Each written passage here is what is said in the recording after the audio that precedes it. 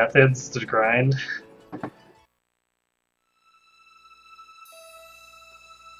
And it was still way too much effort. I would not want to play a Disgaea Games post game again.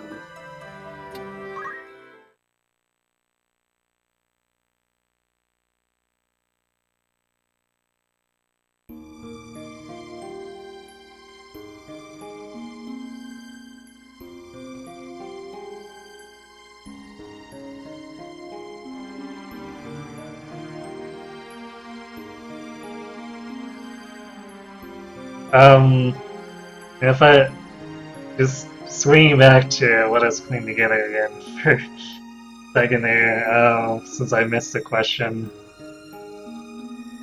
I mean, there's ways to stream from the PSP, which, I mean, I could eventually figure out.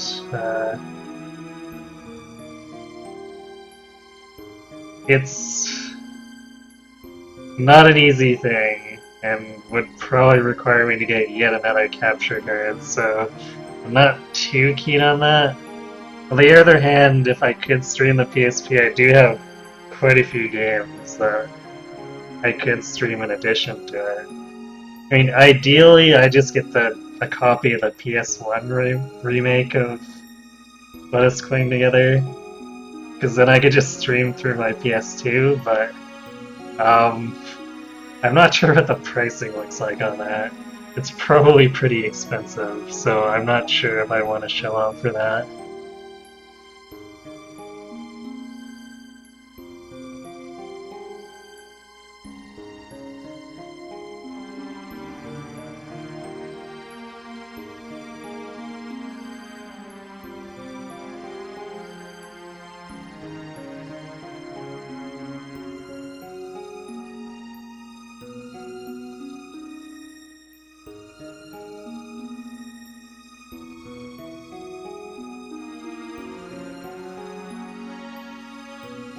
Yeah, I catch your drift, Death Eagle.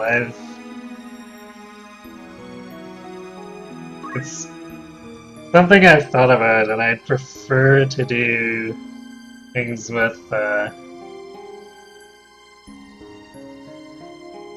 real copies and real hardware if I can.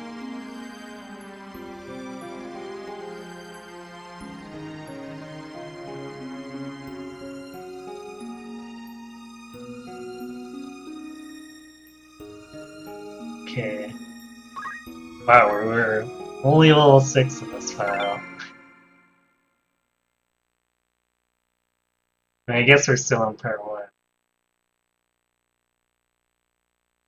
Oh, I should actually change my title.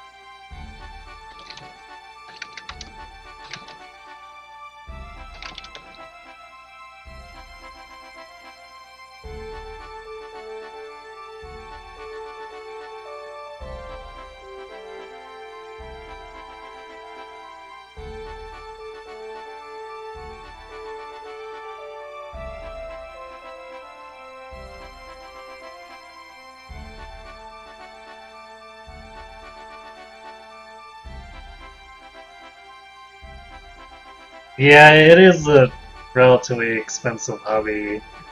I've kind of tried to go the budget route wherever I can without compromising too much stuff, which which is why the very first card that I basically used for, wow, what is it, like 5 years now? Has just been like this medium end Dazzle. I literally walked into Best Buy and looked for one of their cheaper options. And that's how I ended up with this capture card. But it's been a surprisingly good and hardy card, so I've gotten more than my money's worth out of it. Yeah, it's pretty much I bought the card and then just more or less have been playing stuff that I've accumulated over the decades. The cost has been relatively low since I was a pretty avid gamer kid.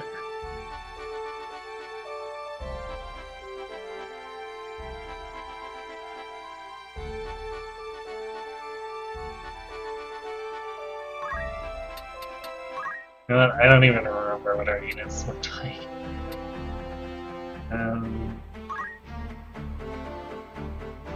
That was it. Got an archer. What was I doing with it?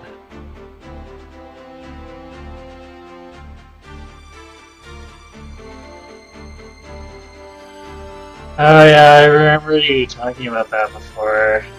Someone run off with all your old stuff. That sucks, man.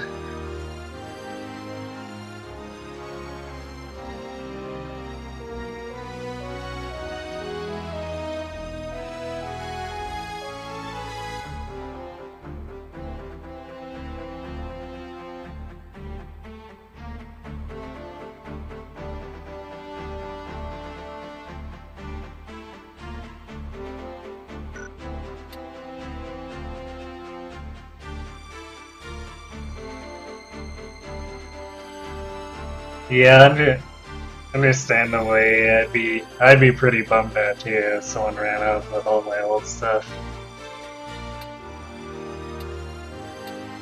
Okay, it's pretty obvious these squires ain't thinking. Page and then like Patsy. Sorry, as soon as being noisy. Anyway, Patsy's still a squire. What was I planning with her?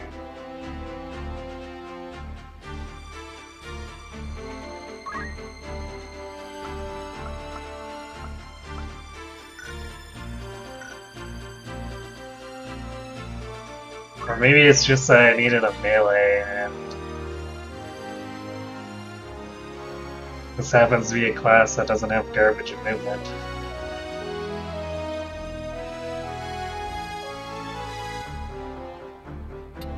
I do have Wizard opened.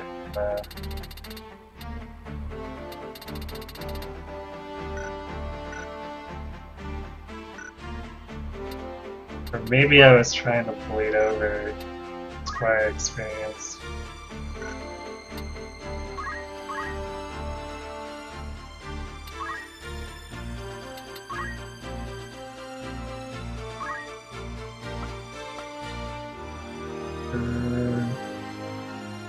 I have yellow, I don't really need to accumulate. A was for move plus 1. He has move plus 1.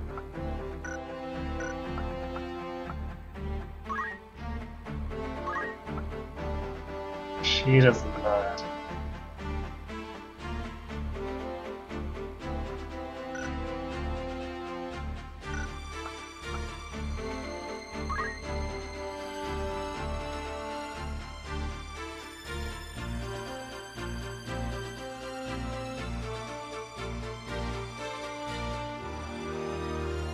I could have also been trying to unlock Monk. Well, I think I need night levels for that. Man, it's been so long, I don't remember. I need to actually pull up a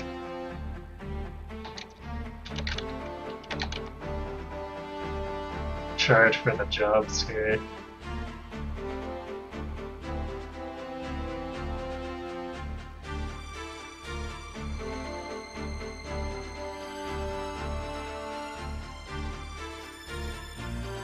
I used to have this memorized, but no longer.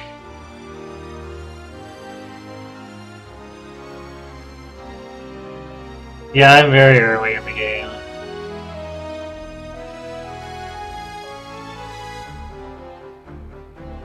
Because I'm basically... Looks like I'm about 3/4 of the way to the end of part 1. Okay, yeah, I'd have to go through night for her.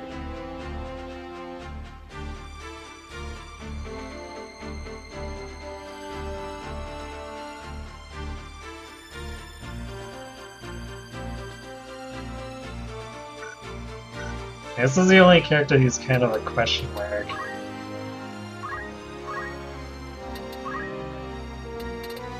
If I wanted to make her a wizard, I could have had her a wizard already. Unless maybe it just opened up. Actually, yeah, looking at that JP total, level 2 wizard must have just opened up. Or wizard must have just opened up for her.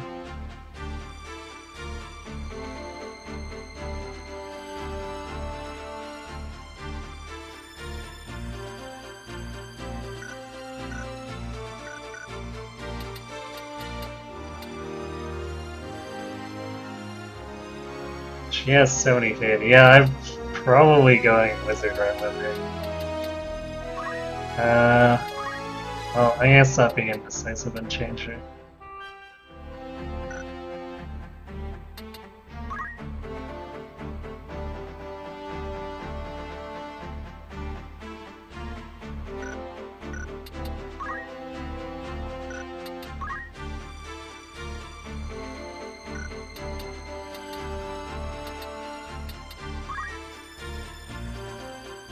Well, I don't have another one in row, but that should be fine. Black magic. Level 1 black magic is pretty powerful.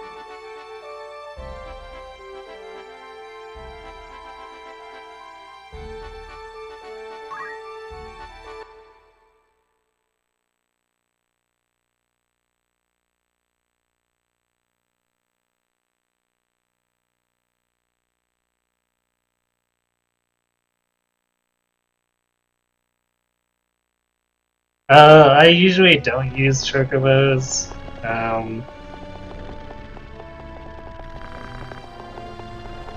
I used it a whole bunch the first time I played through the game because I got stuck on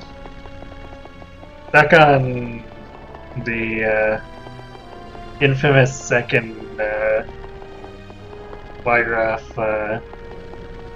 fight, and I think I deployed like three red chocobos and just spammed Choco Meteor.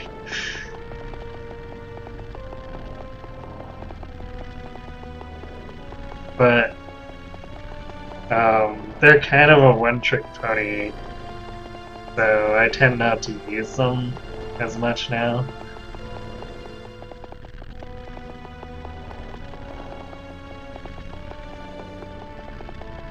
And don't worry about being talkative. Actually, I like being able to, or like having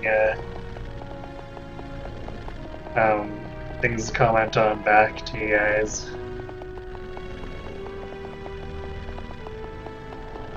Oh yeah, it's the sequence where you can't leave because it's it's Ria Veins, which is the 3 sequence battle.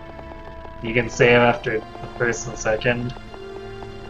So you can trap yourself if you don't know what you're doing, and 2 are, I guess, possibly playing it for the first time, which is kind of what happened to me in my first playthrough. Now that I'm more familiar with the mechanics, it's actually kind of impossible to get really stuck because Yell is stupid and broken.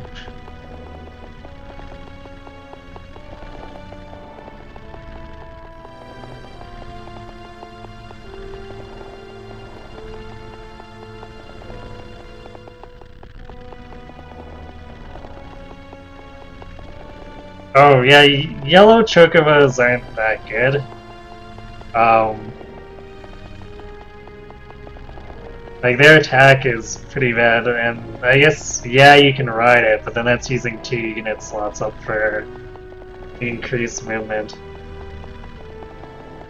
The heal, I mean, the heal, you could just use a monk with chakra or someone who went through monk and got chakra. I think the main strengths of the chocobos, if you decide to use them, is to go with black or red.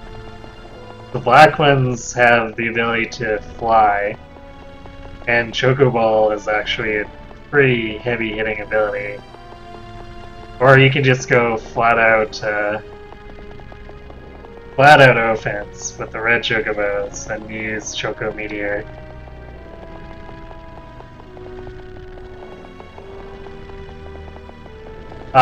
Yell is a ability that only Ramza gets in his Squire class, because his class is a special Squire.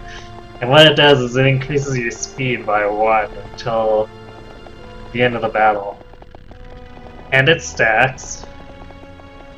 And due to the way CT gauge works, it exponentially gives you more turns, basically.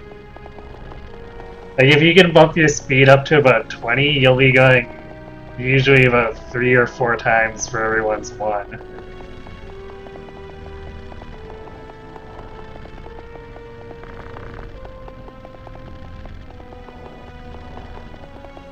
The fairly common out for people with the second Reavance fight is to put on Auto Potion, and then you run circles around the arena using Yell on yourself until eventually you get 8 or 9 turns of Ygraph's 1, and you can basically do whatever you want at that point. And then the speed increase carries through to the Zodiac battle, so you can do the same thing to Belius.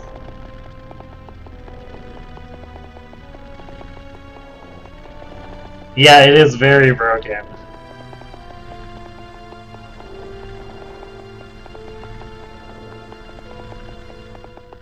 Because, I mean, once you get going, you can just keep yelling yourself, so it's like this perpetual machine of Ramza turning into a blur.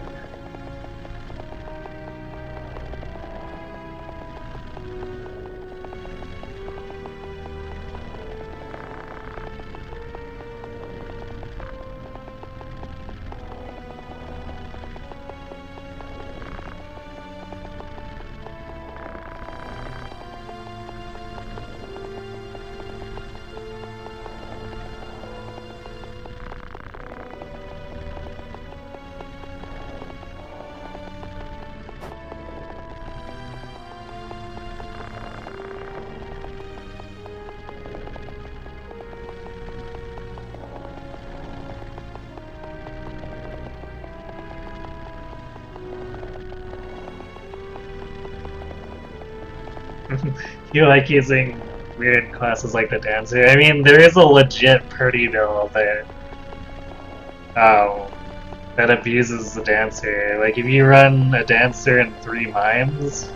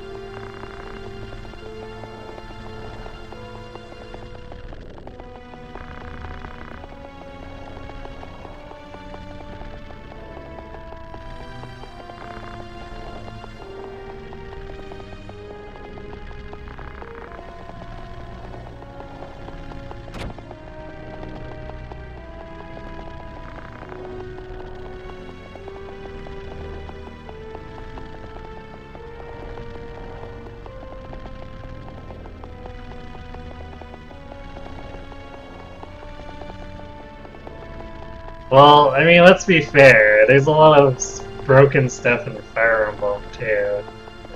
Or Disgaea. I mean, generally speaking, if you know what you're doing, you can really wreck a lot of the games with some pretty broken builds.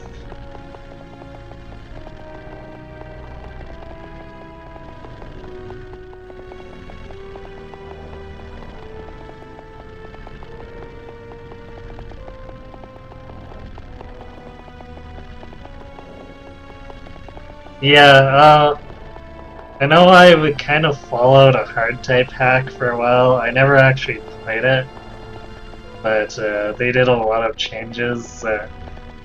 One of them being Yell got super nerfed. It kind of deserved it, but still. Probably the thing that turned me off from actually giving it a serious go is that a lot of fights, they changed it so the enemies are set up to sandbag super hard, so it draws the fights out.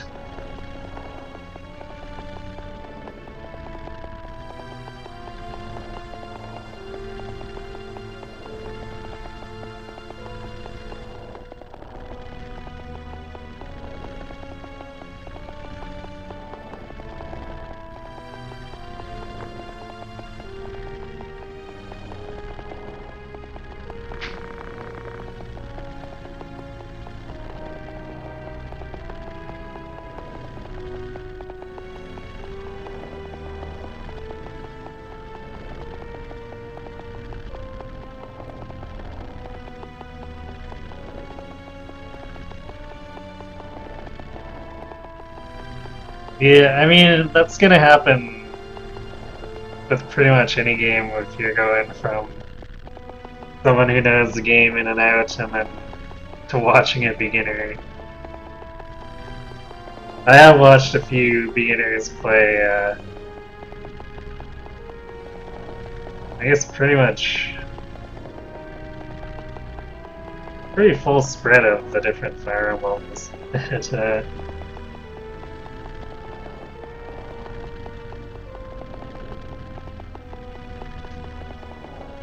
Yeah, I mean, in a lot of cases, they're just simply not experienced enough, and that's expected because they're just picking up the game for the first time.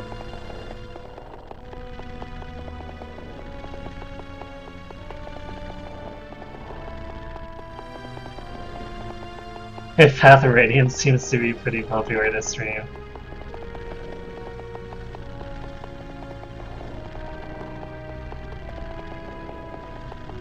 Yeah, I mean, also, it's one of those rare games too, so if people have an opportunity to play it, that's going to make it seem more attractive. Plus, Ike has Smash fame, which will probably draw a lot of people to it.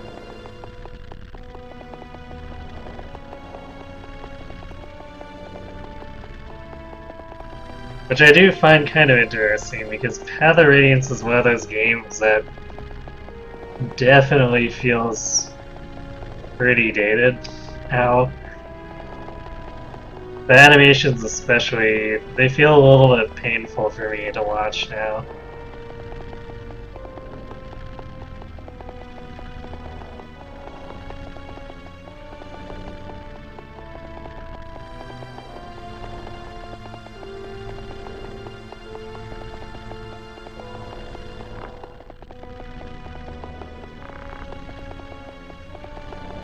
I forgot how many random letter or words and whatnot find their way into the script. It's always the strange mimetic stuff that I remember, but then stuff like what that monk just said come up.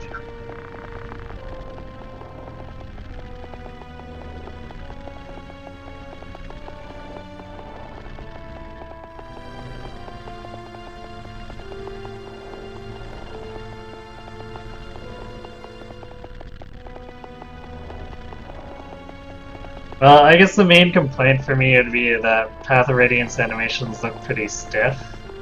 especially with the armors.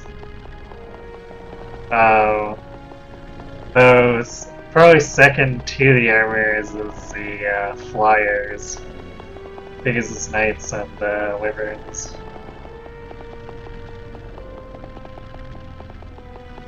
If stiff animations don't bother you though, then I can see how you can look past it.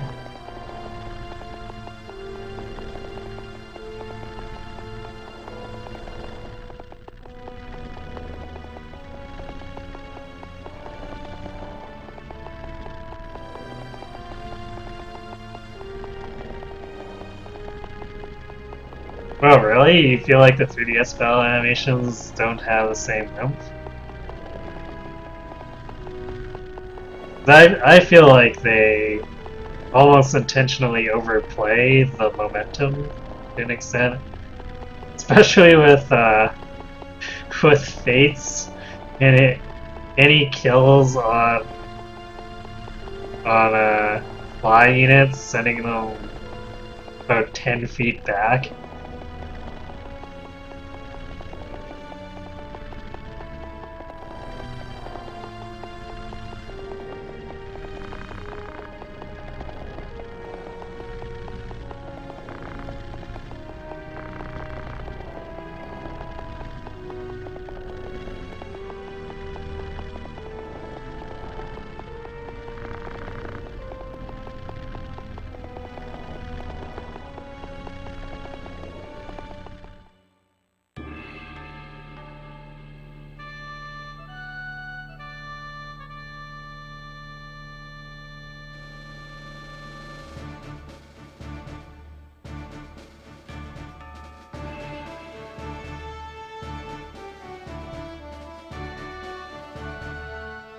Okay, I'll give you that. Yeah, the crit animations feel milder in the 3DS versions.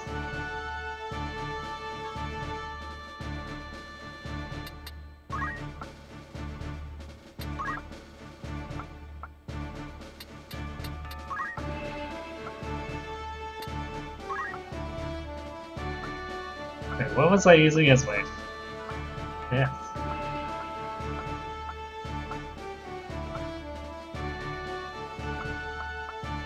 Was I just using one of the squires with... I must have been using one of the squires with item or something.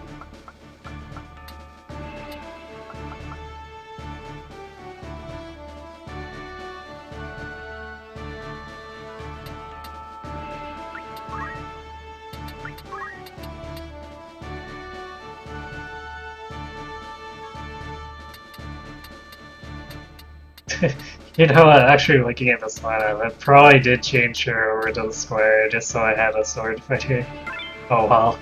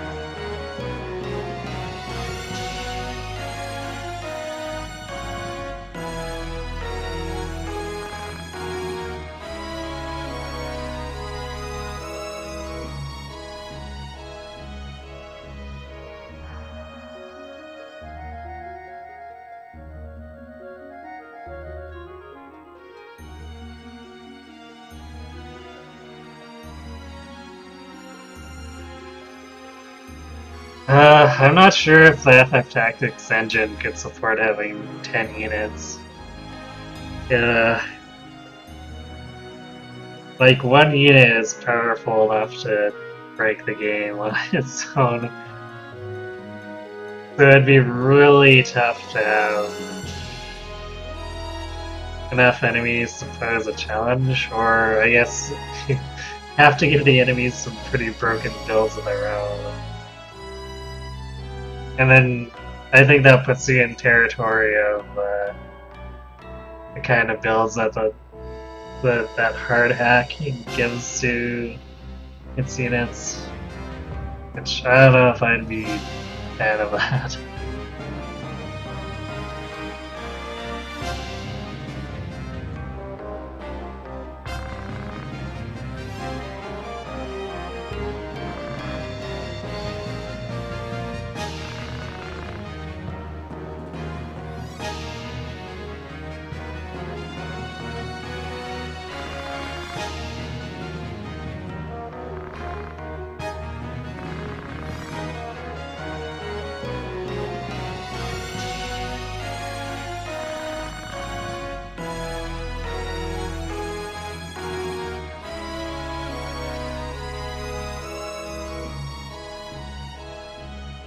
I think he just, yeah.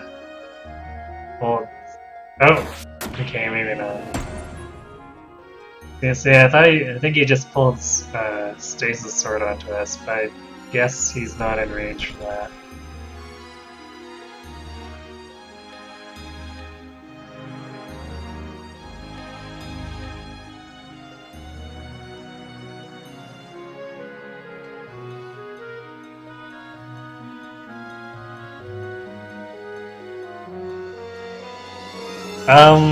It depends on what front mission you're talking about. The very first front mission, I think you can deploy up to 10, usually. Except for the final mission, which for some strange reason let you just deploy everyone.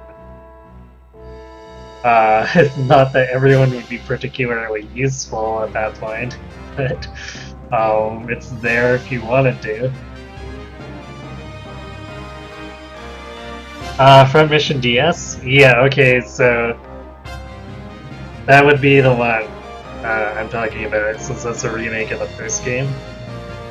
So generally speaking, Royd's squad can deploy, I think, up to 10. Except for the final mission, which it just lets you deploy all 16, I think it is. 16 or 17 or something stupid like that.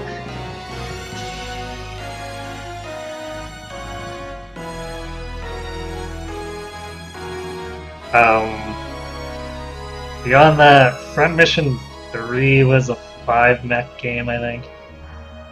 They're 4 or 5. Actually, it might have just been 4. On the 4th game, I believe, let you deploy up to 5. Except for, there's some special circumstances where you'd get like additional allies in Daryl's scenario.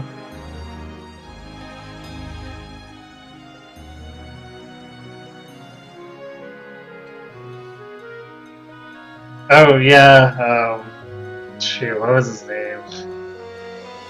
The Black Hound guy.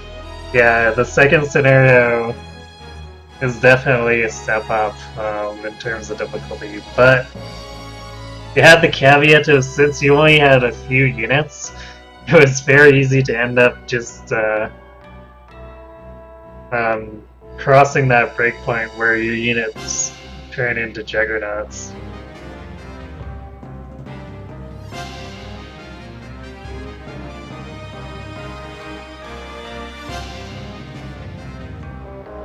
Like, I'd go as far to say as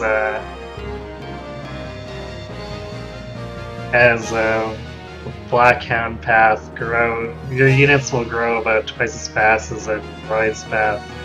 Unless you choose to really focus on just a handful of units on Royd's.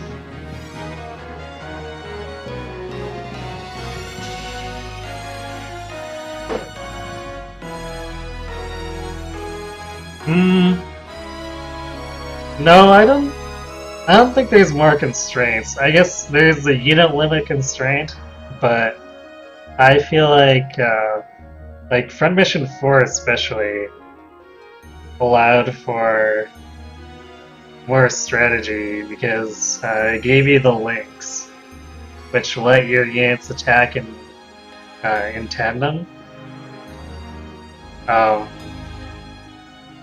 Like basically, you could assign computer links between the different characters, and if one character was in range and was linked to the character initiating the attack and had enough AP, they would also attack. It's a really neat system. I feel like they didn't quite utilize it as enough in that game, but the game also was enough to show off the kind of potential it had.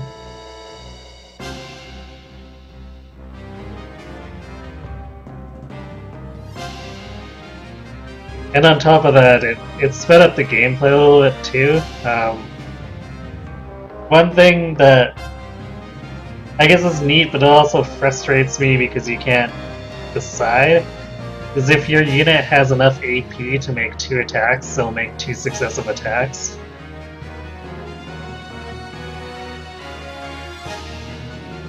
So it does speed up the game a lot, because you can make. Well, I guess this is with stuff like machine guns and shotguns. It doesn't double attack for missile launchers, but if you're using like a fist weapon or one of the medium range guns, it'll do a double attack if you have the AP for it, which can be a boon, but also can sometimes be a problem. Because if I'm wanting to save the AP for a link attack, and it automatically makes the double gun attack, that can just get annoying because it messes with my strategy.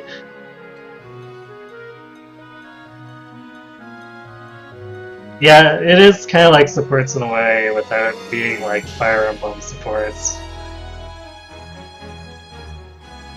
But really, since you own a copy of the game, I'd recommend toying around with it, just so you can see for yourself. My ramblings don't really do the link system justice. I should probably actually kill him.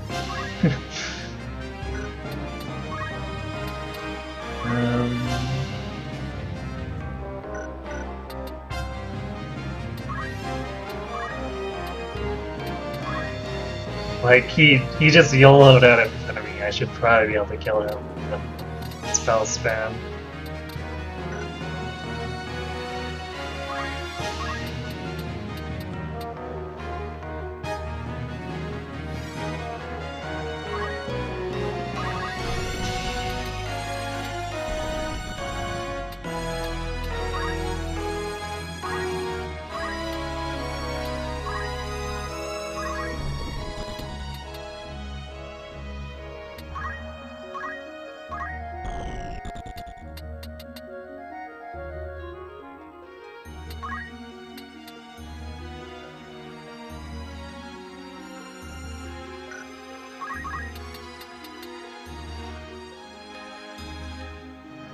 Yeah, I'll just take this.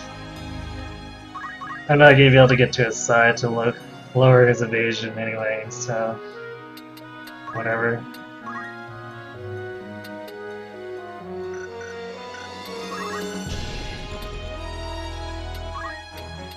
The range is 4.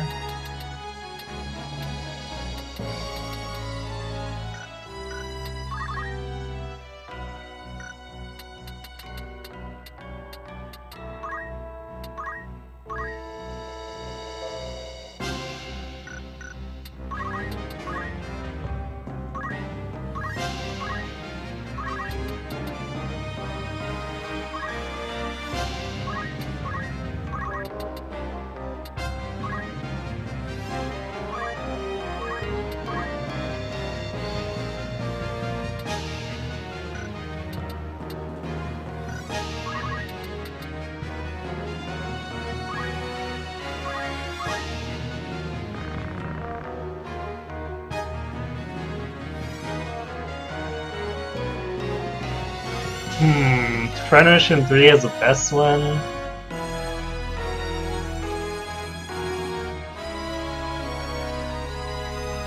I can see why people would think that. I think I enjoy 4 more, but I think that's more of a personal preference thing. And yeah, the graphics of the third game definitely look dated. At some point, I do want to actually play through it. Um, I have it on my PS3, so I don't know, maybe once I'm done with Radiant Dawn.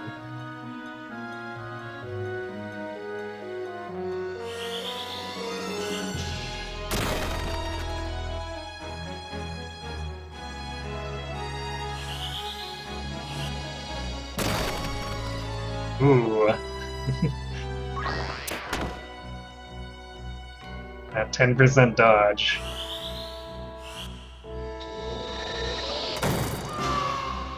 No, wasn't enough to save him though.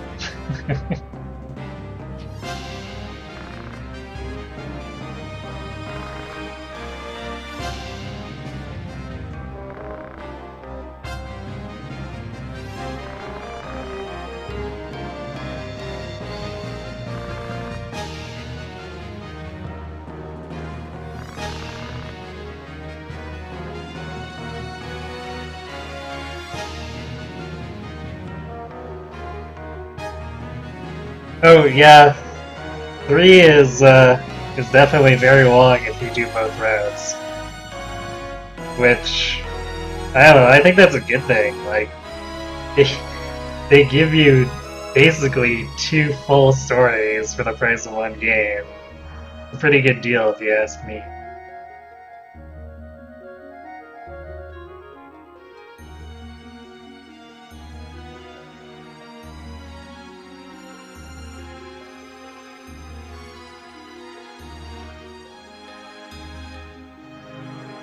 That's too bad about Dragon Quest 7.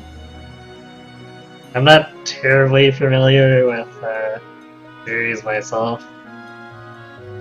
I've kind of had cursory looks at it, but I was more of a Final Fantasy kid.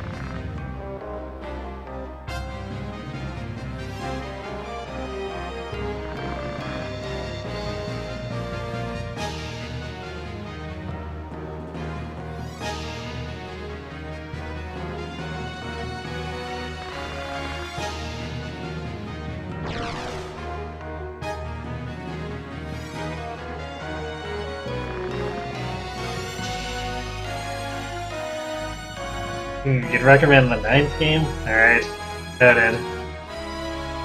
I do kind of want to take a look at it at some point, but it's not terribly high on my priority list.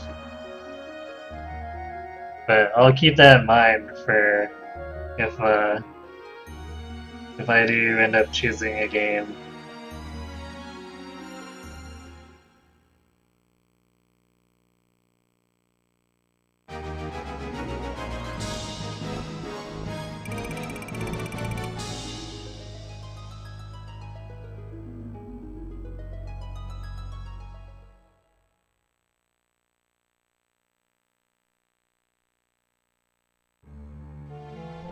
By the way, have I mentioned mages are silly strong in this game?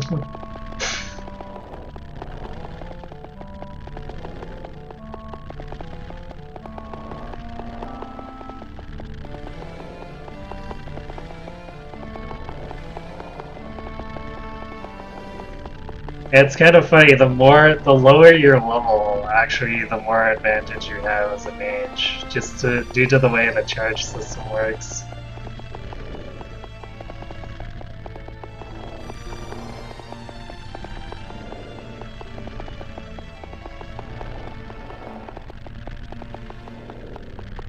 Get a flying train? That's definitely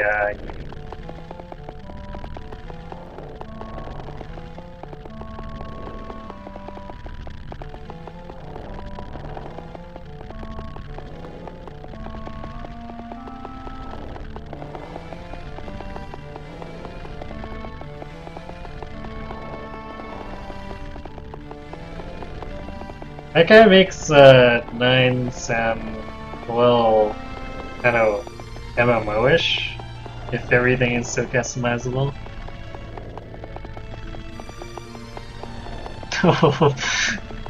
Instead of an airship, you get a flying train from heaven because you're an angel. That's, okay, that's quite the concept.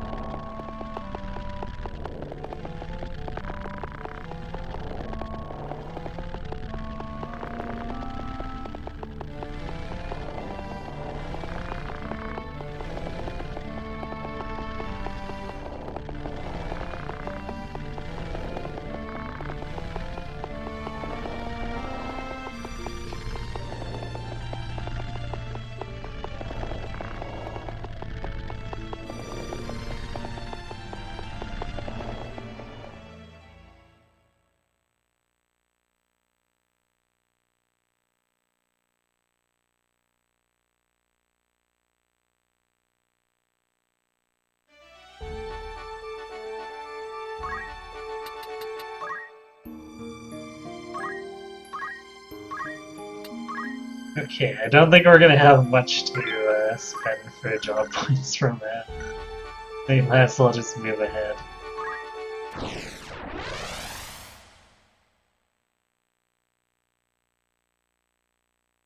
Have to save the world tree.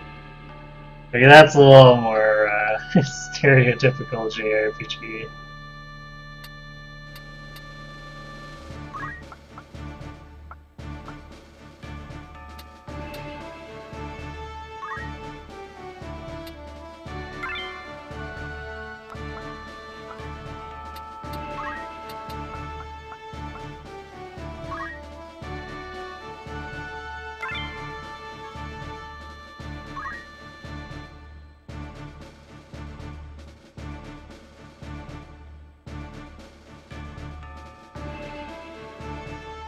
One thing I really don't like about the prep screen here for like LF Tactics is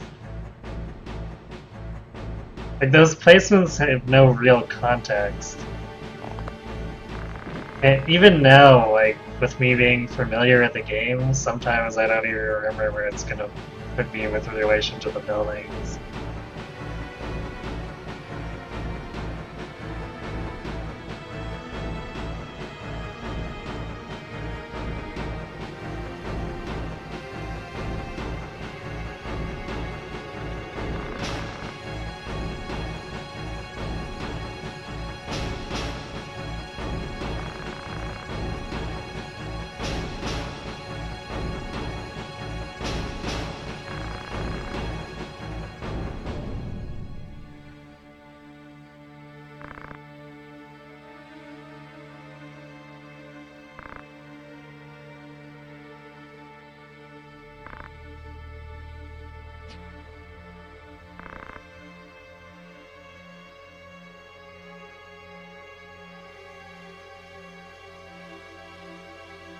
Kind of almost has an MMO feel.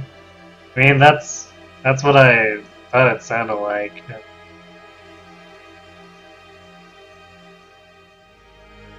But I guess it is nice to hear that it has so much content.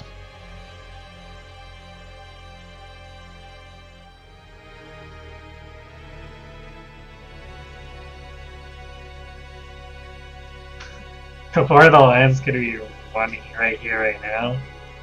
Could it have, again? Could it have?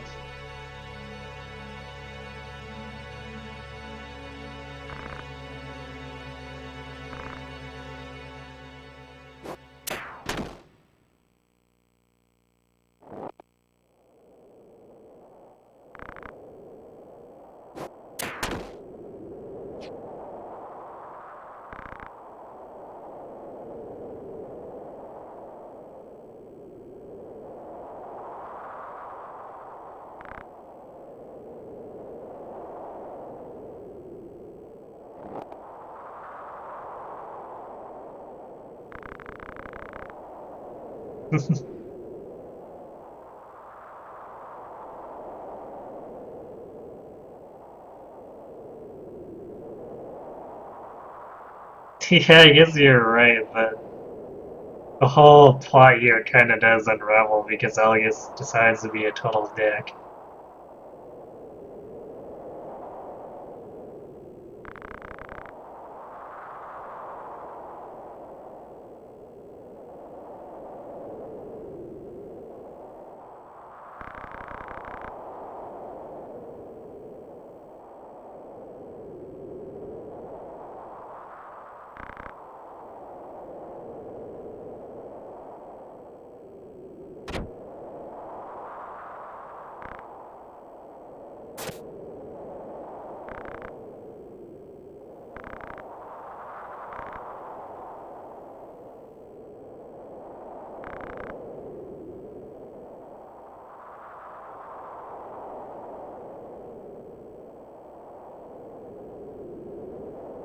How?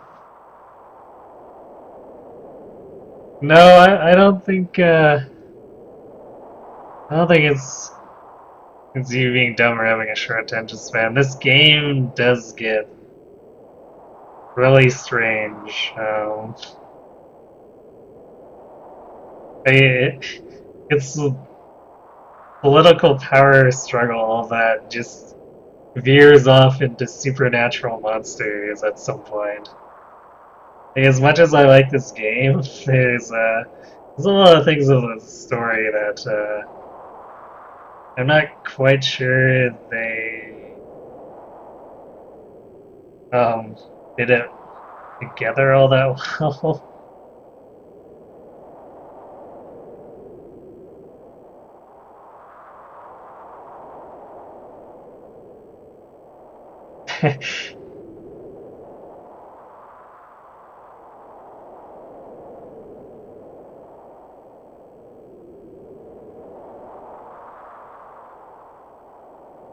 Eh,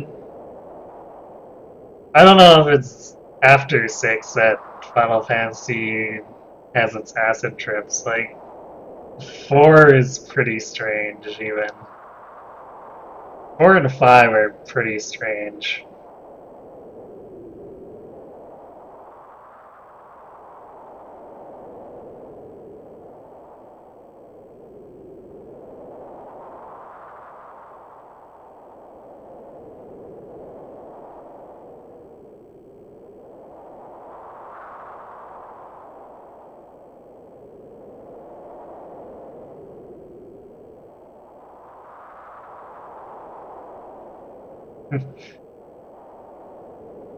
Well, yeah, 6 is relatively straightforward in concept. It does have some bizarre stuff going on, too.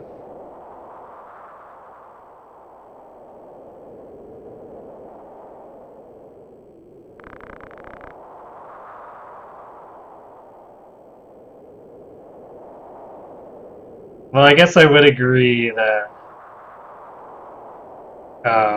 maybe the games ramp it up more once you get into 7 and beyond.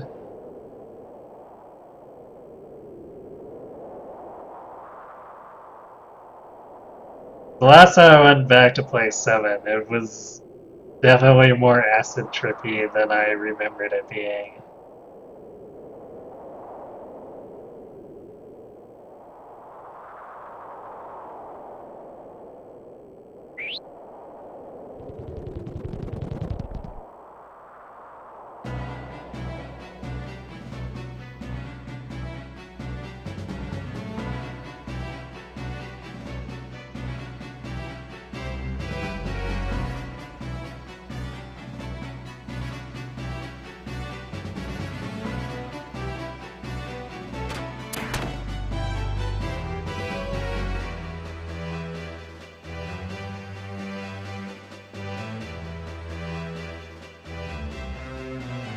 So Elgus can be really annoying.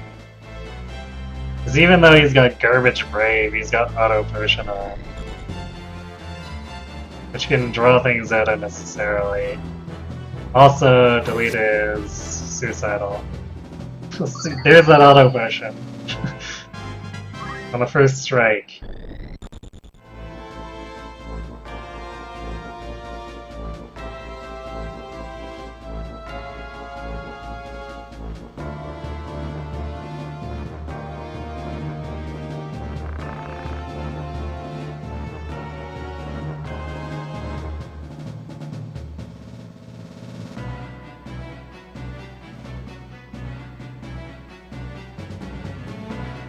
Hmm.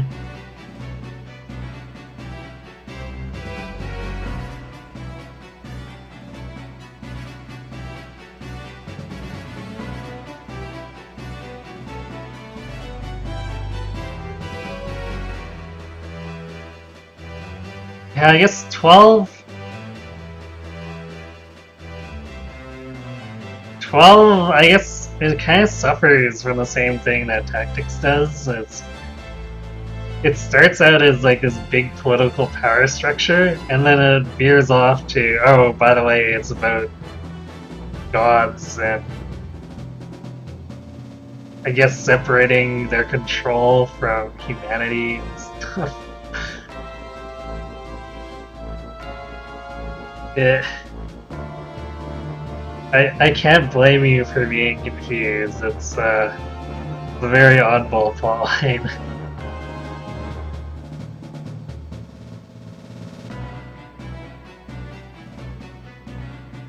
You completely missed the whole condensed time craziness and need when you fly to space randomly. Well, and technically flying into space serves a purpose to the story, but it didn't really have to be in space. I feel like Square just went, going to space is cool, so we're totally gonna put this part in space.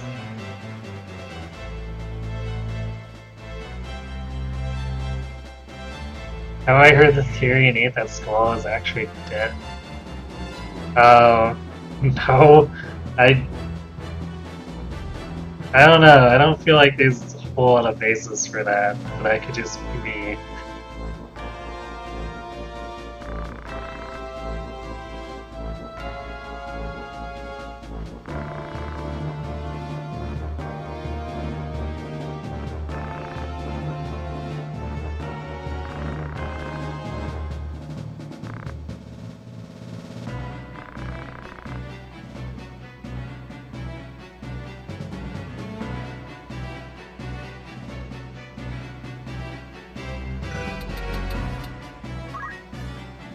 So yeah, 32 brave, but it's enough for him to completely screw things up over and over with auto vision. Because guess what? The computer has infinite potions.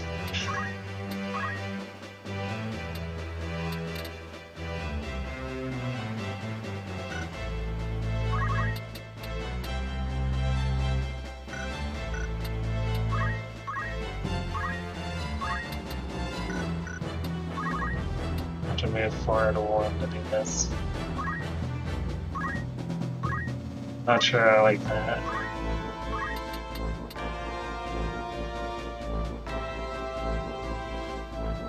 Ice too more? It is snowing. No, never mind, I pulled this way. Oh, it's actually probably because I have a bolt rod or thunder rod equipped.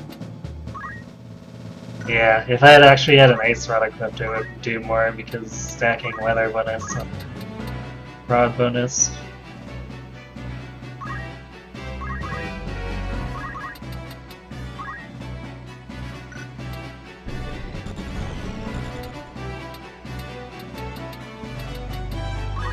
Well, I guess I'm kind of all in again.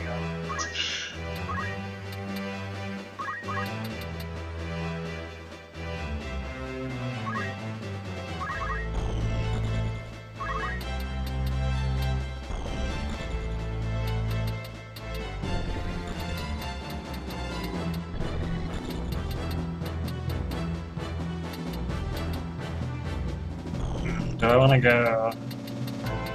I feel like it's pointless to go around the other side when the kill target or the assassination target is Zelgus.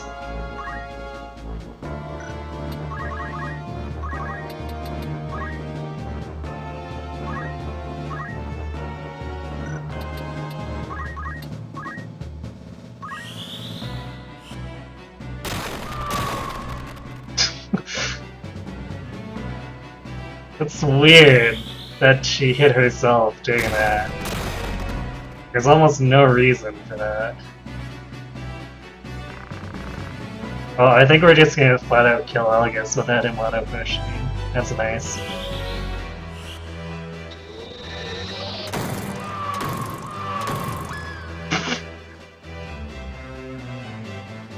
Get wrecked.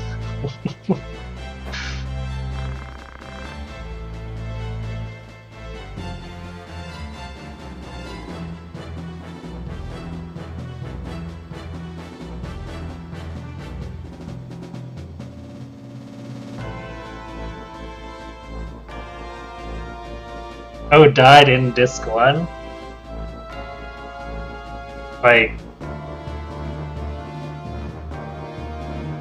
It's been a while since I played it. Is that the part, like the theory that he got killed by the sorceress, and then he's just hallucinating after that or something?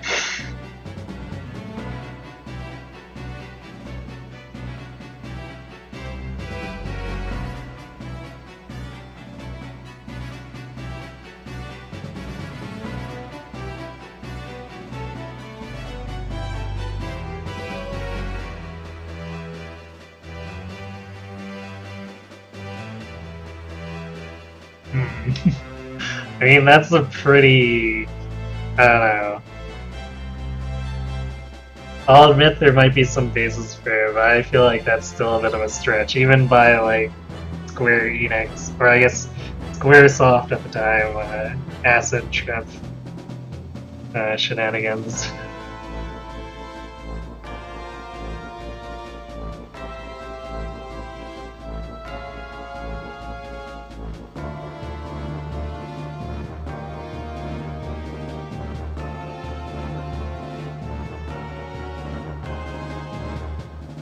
Yeah, that was a big downside of this 8 system. Magic gave way too many, like too much to your stats when you junction it, so definitely no incentive to actually cast your magic, because it would decrease your stats.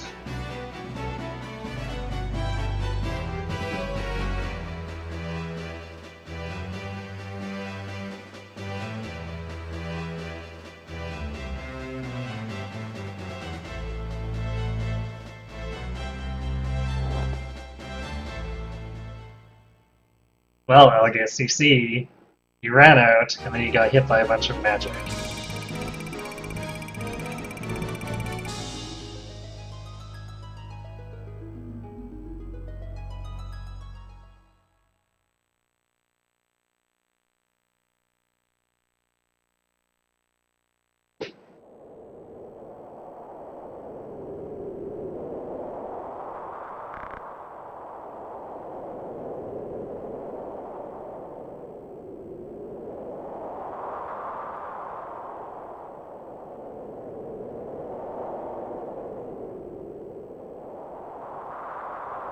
You know, I don't think there is really a whole lot of stat min-maxing in most of the Final Fantasies. You can kind of do it with 6, but...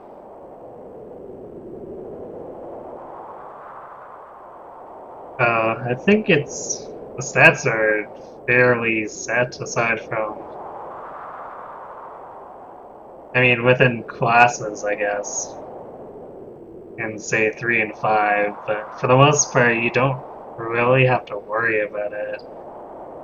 8 is one of those weird cases where junctioning kind of actively incentivizes min-maxing the stats.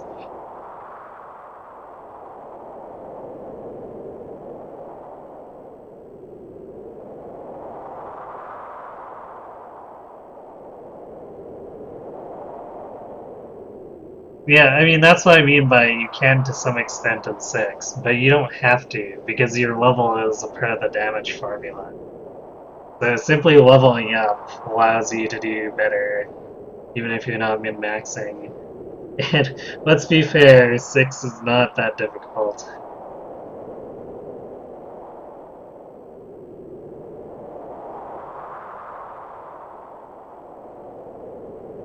Oh boy, you you super min-maxed the sphere grid in 10. I think I got halfway through that and decided I was done.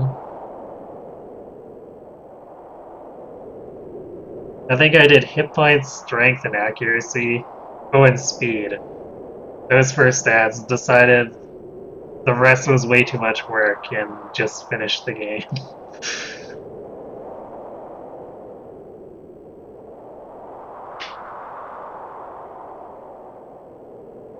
Yeah, that's fair. You can build any character. Well, to an extent, you can build any character into what you want with enough time.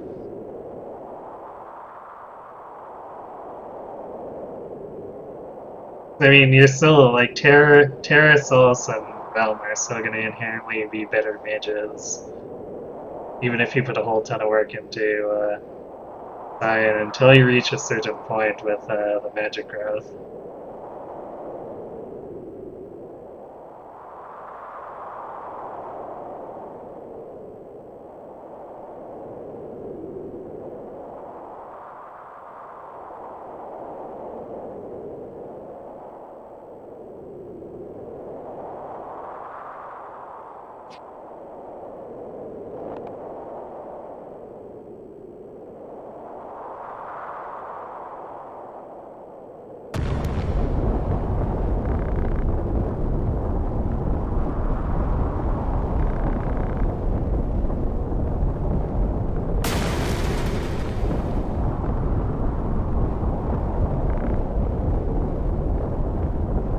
So I have to wonder about that. Like, okay, so the Deathcore Knight went into the main storehouse, but for some reason, the thing that blows up first is that random tower.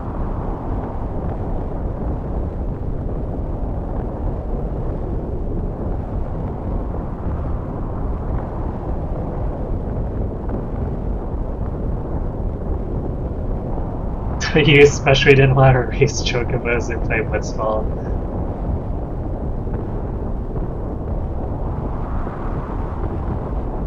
Okay, laying this out there, there's a very definite amount of, like, noticeable amount of difference in effort they put into those minigames.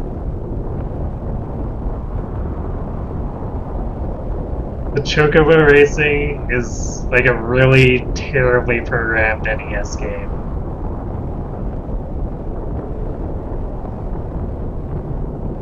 But Blitzball, I could definitely tell someone really wanted to put time into developing it.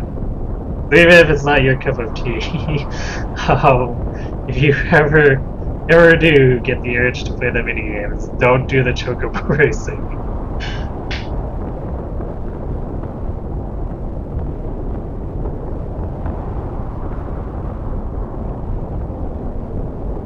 Yeah, that Sphere Grid grind is like Disgaea levels of stupid amount of grinding. Just because there's so many nodes, and you have to get each individual sphere, and then you have to get the race spheres, and then you have to unlock every single sphere after you've replaced it.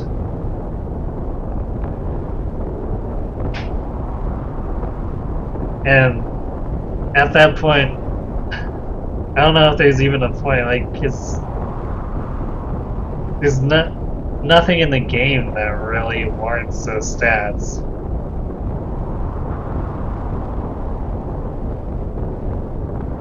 Just having the power to reshape the sphere grid at all basically means there's not really much in the game that can touch you.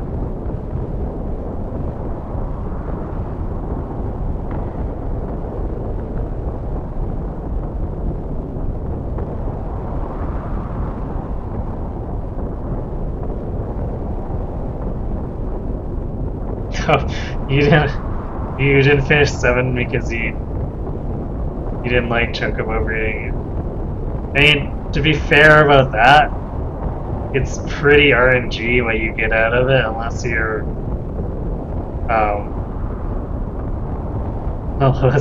you're willing to reset a whole bunch to try to get the baby you want. So I can see how that could be frustrating.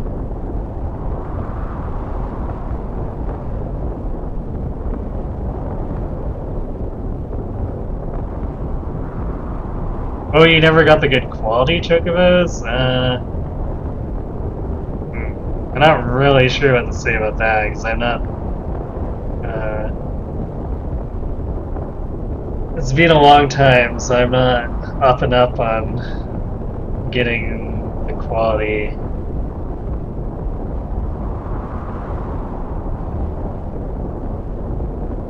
I just remember it being really irritating that there's a chance, even if you have good quality chocobos that are breeding, that you might not get the color you want.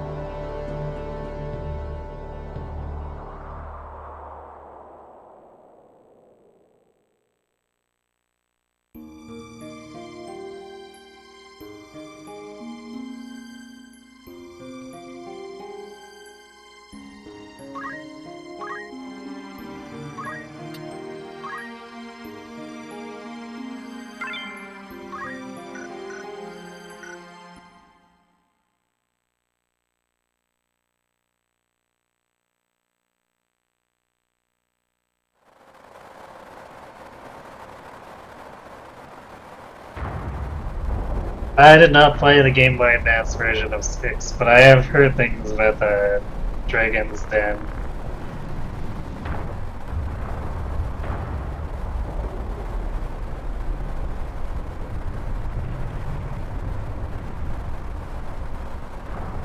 It kind of makes me want to try it, but at the same time, I've got other things I'd rather prioritize first.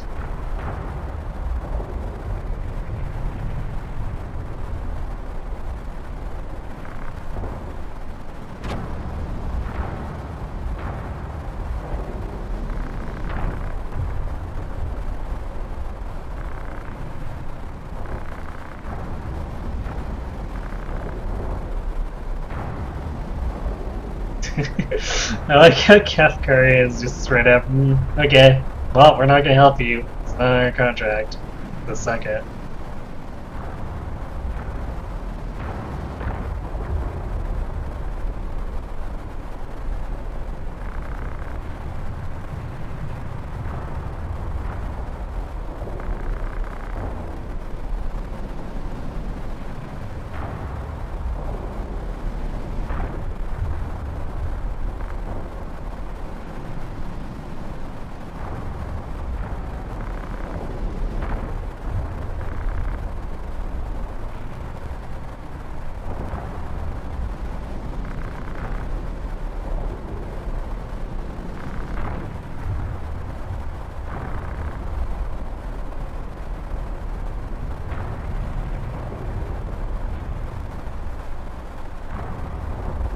Chrono Trigger DS has a extra engine too.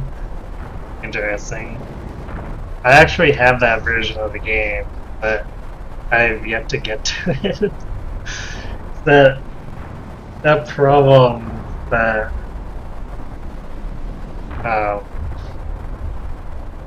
that's basically made me be very, very choosy about what I get on like Steam and stuff during sales now. I've got way too many games in my library. It's gonna take forever to get through all of them. So at this point, unless I'm gonna play the game immediately, I don't get it, even if it's 90% off, because up until I get to it, like maybe 10 years down the line, I'm basically shoveling money into a furnace.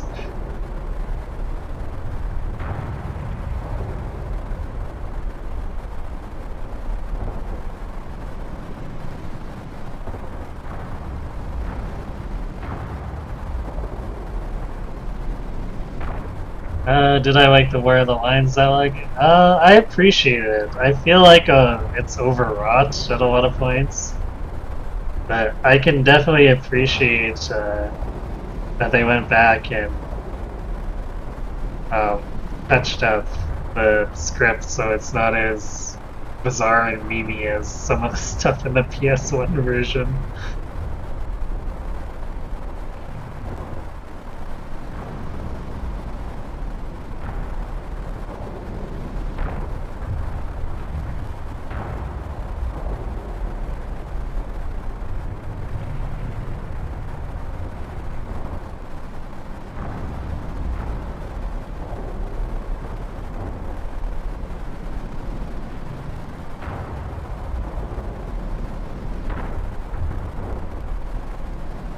Hey, nothing wrong with sharing interests.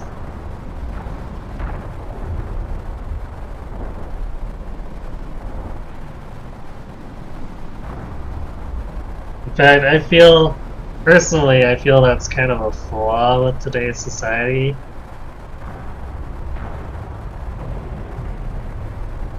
Everyone's gotta feel like they gotta always be on the go, always gotta be doing something.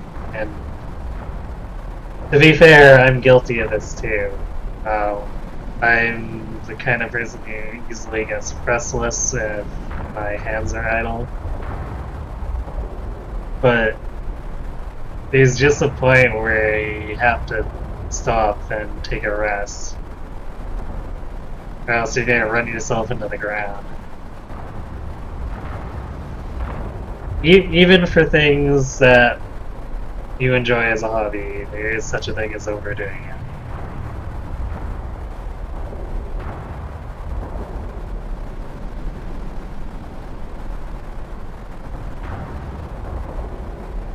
I actually need to finish the PSP version, like the War of the Lions, at some point. I think I got halfway through part 4, but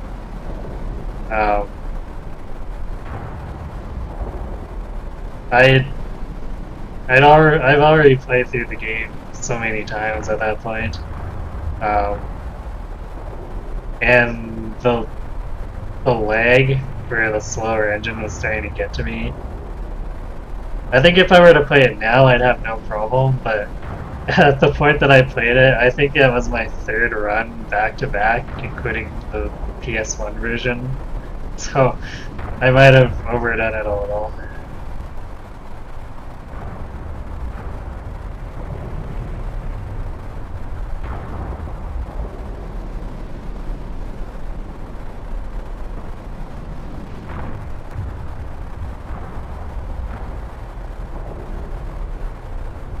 Yeah, that too. Rush through games, gotta get through it as fast as possible to get to the next one.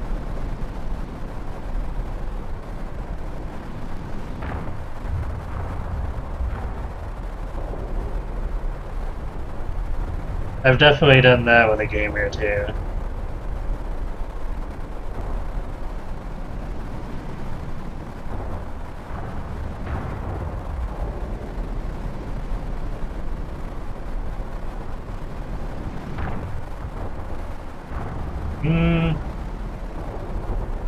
Well, it's not...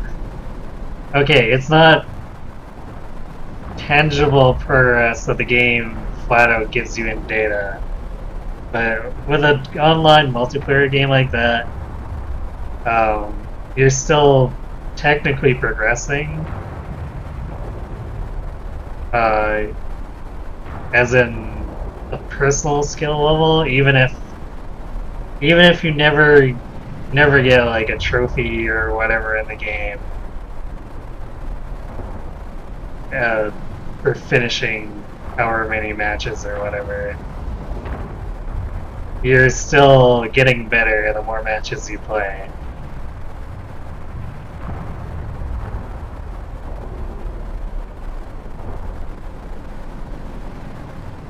So online games are kind of a different kind of grind, at least as far as PvP stuff goes. I suppose it's that way for certain multiplayer PvE as well. But PvP games seem to revel in that kind of progress.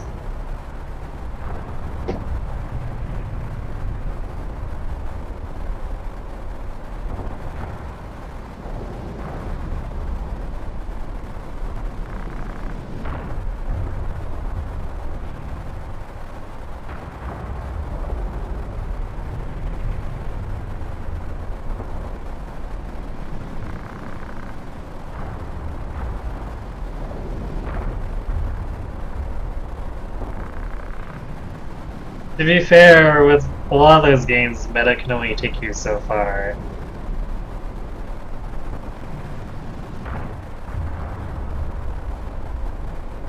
And once you get to a certain point, you're facing other opponents with equal or greater amount of hours in the game. But it kind of comes down to who's more experienced. And oftentimes, I personally, I'm not sure about your guys' experience, but I've found myself on the lower end for a lot of competitive games. Where the other guy has 100, 200 more hours on me, so it's gonna be an uphill battle.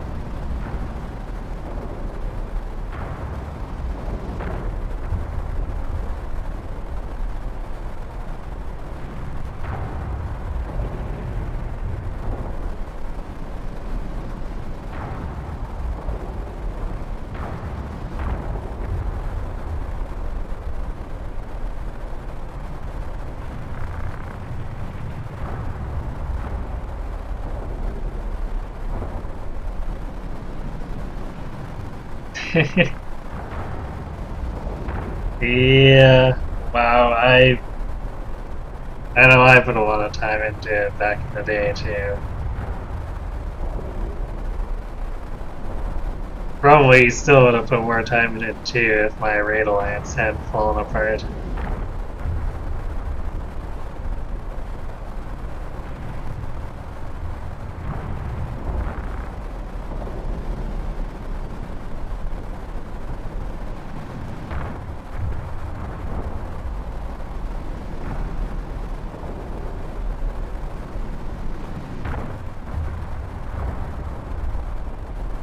This is kind of funny.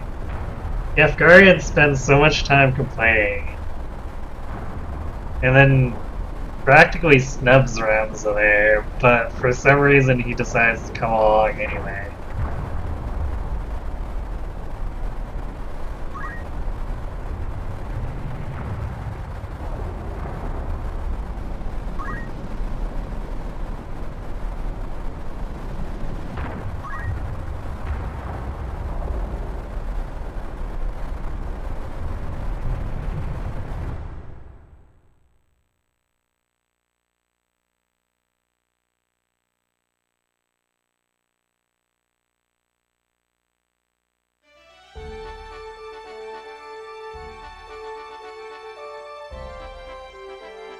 From the sounds of it, you played hard well after I quit, because I basically quit at the end of Burning Crusade.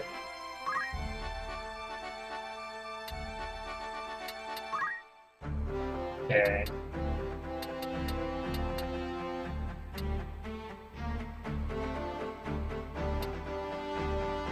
I might actually just not use a 5th generic whenever we get a 5th slot. Well, I guess from my original crew, just to use like Alicia or Lavian or even Rad.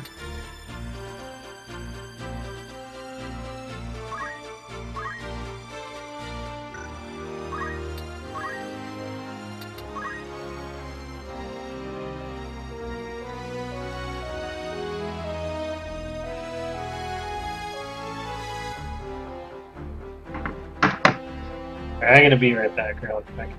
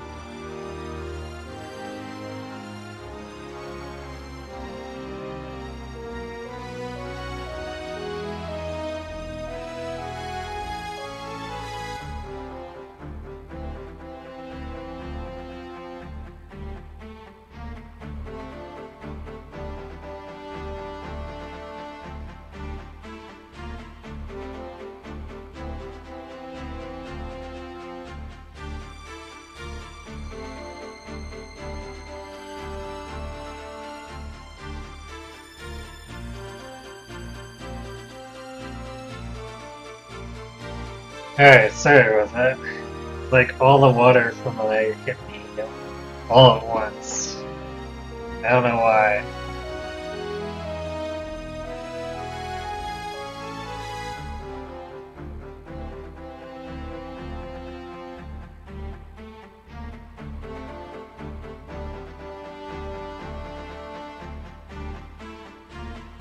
Oh, you, stayed in Cataclysm, huh?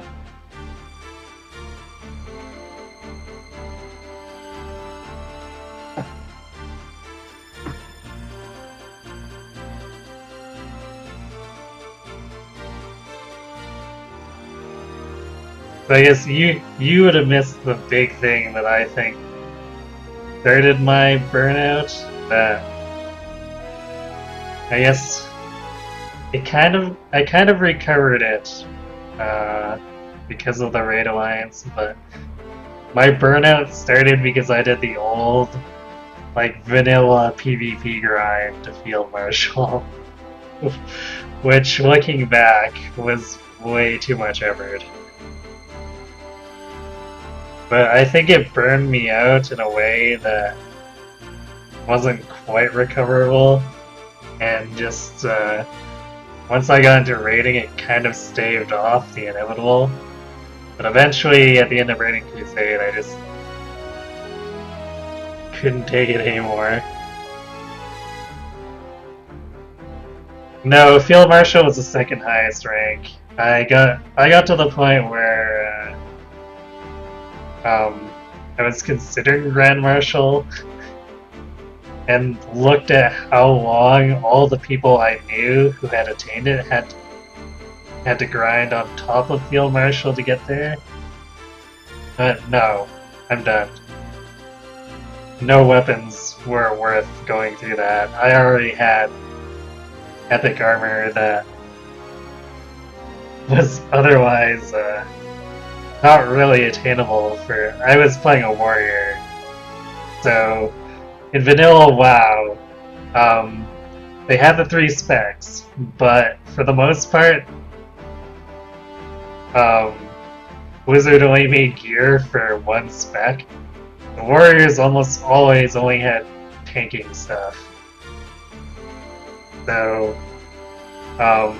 having that PvP gear actually had me in a perfect position to be a DPS warrior when it came to raiding. Because the only thing that was equivalent to that would be if you were raiding on Courage for the alt spec epics.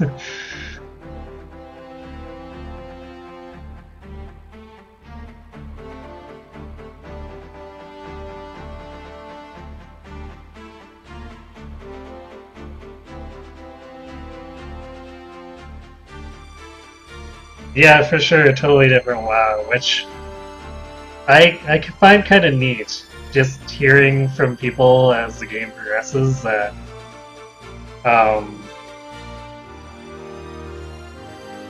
that Blizzard has been so adaptive with it.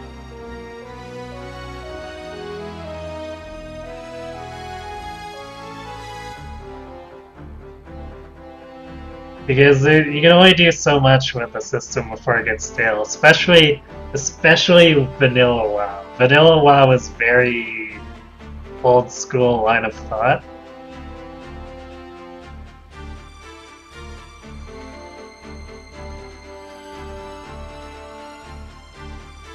So, like, basically what I was talking about where, oh, they have the 3 specs, but warriors almost only could ever attain tank gear.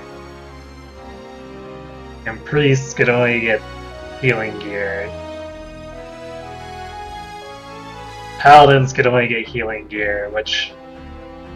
That one I note was a funny thing, because I had someone who was hell-bent on being a ret paladin even back in the day. So it was funny in hindsight to look at how bad the design was around old specs back in vanilla.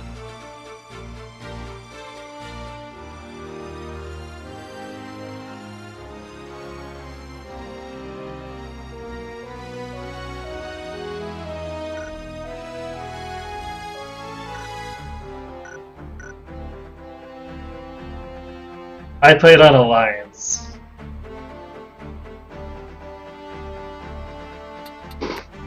Some of the people I raided with did have characters on both sides, so I kind of tried to get into the Horde a bit, but it was hard. I just couldn't.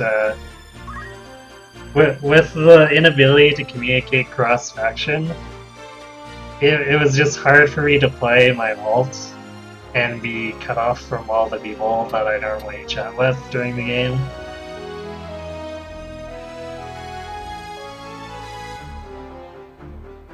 Because really, I actually did want to see what happened with the Horde side, because back when I played Warcraft 3, I actually heavily played the Horde faction.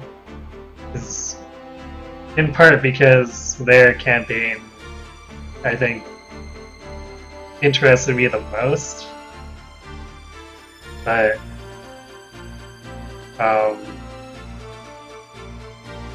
I just couldn't deal with it being isolated from all the people I knew just to play an old character.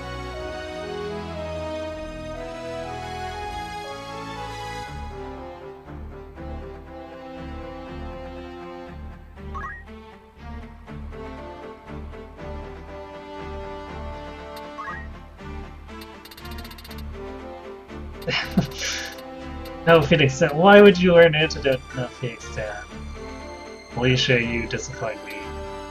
Lavian, do you have a better moveset? No, she has a Phoenix Stan either. Oh, that's annoying.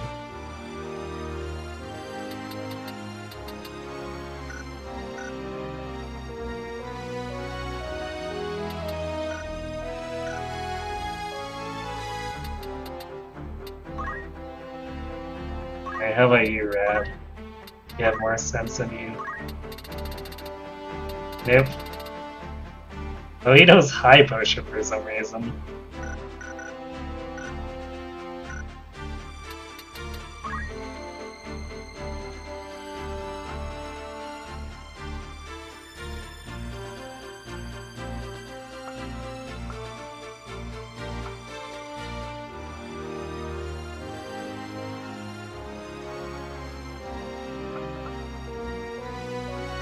Alright, well, whatever.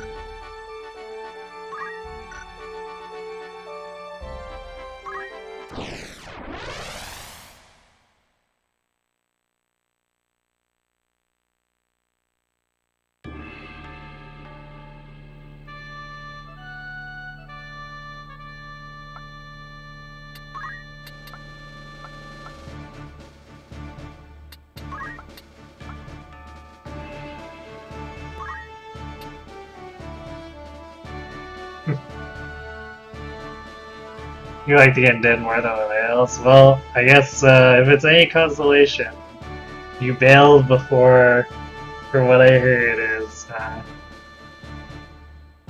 a long trend of Sylvanas going more and more off the deep end.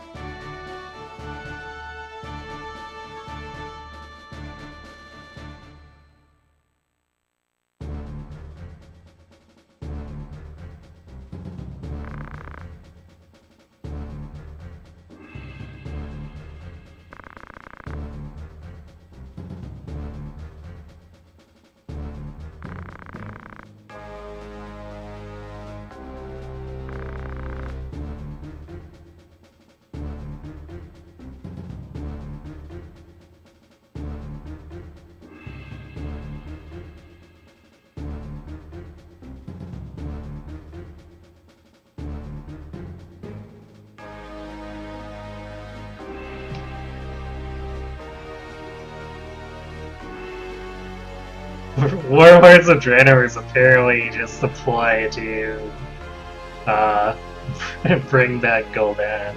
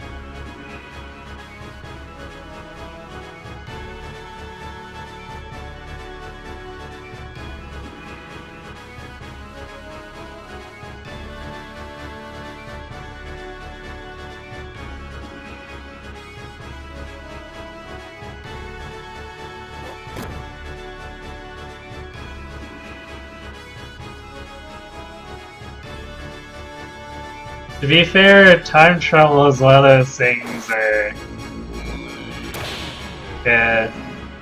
there's no real basis in reality, so it's very difficult to make something like that make sense. Because the concept itself already defies physics.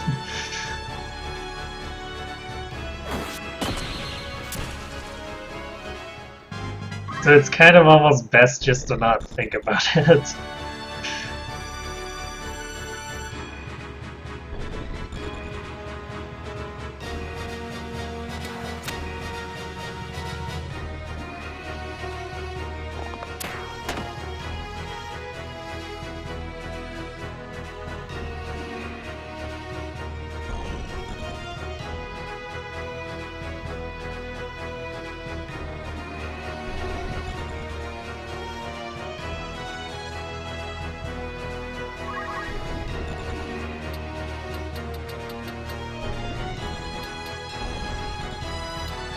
I'm not quite sure about casting.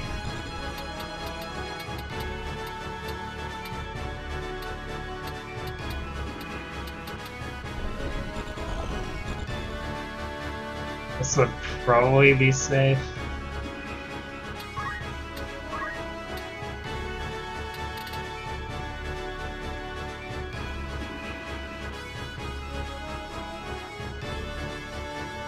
Oh, he's casting haste. That might be.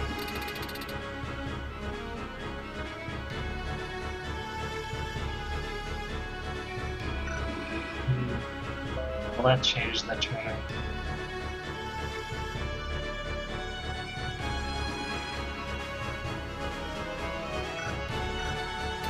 I don't think it will.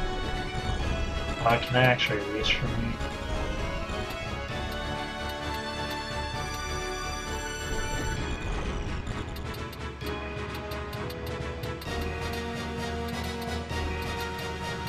After he's standing here, not really. I guess that'd probably be fine. I've got everyone else coming up behind Ramza.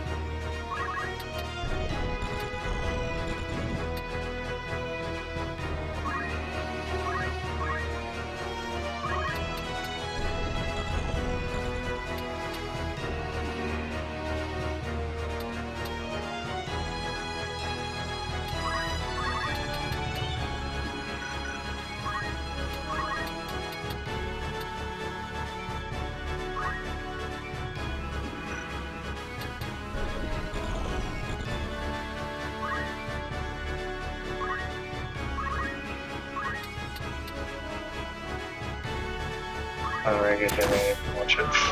Nice crit!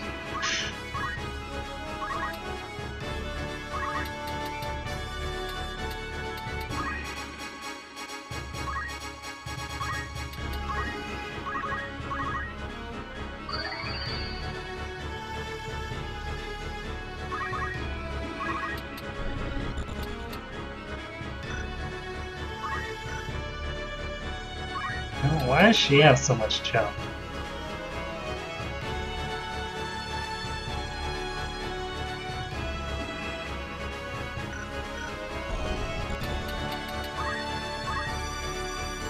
I guess they really have 3 jump at least.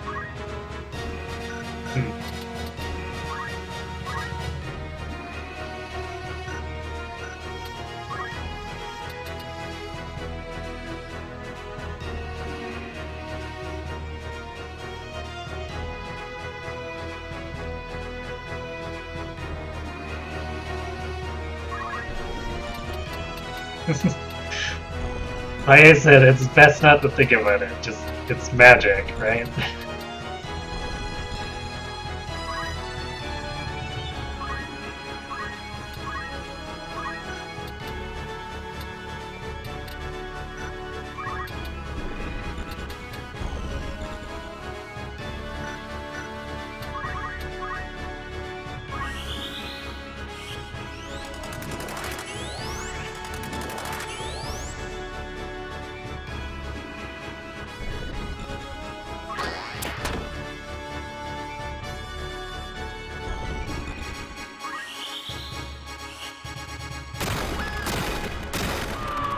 Aha! Face the Wrath of Ramza.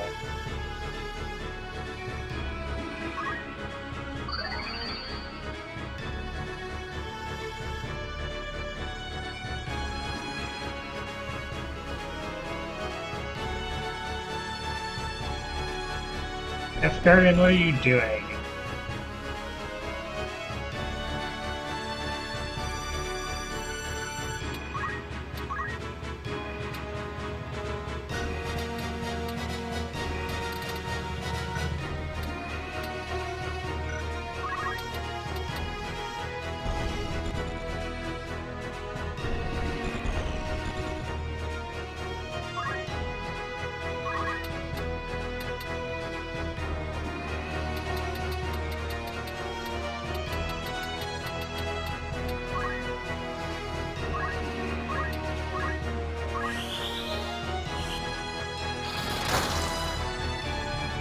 Oh, mid-charged him and I didn't kill him.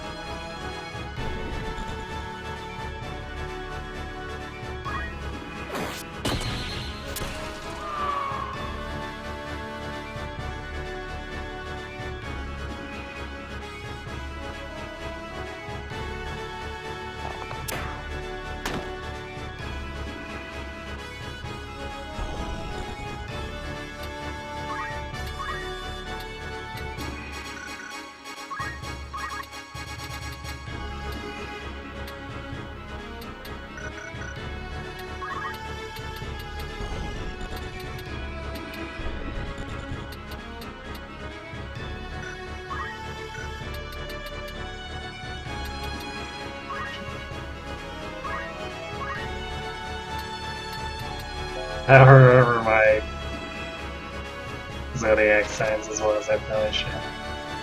Okay, so good compatibility. Pretty sure my Ramza is a Taurus.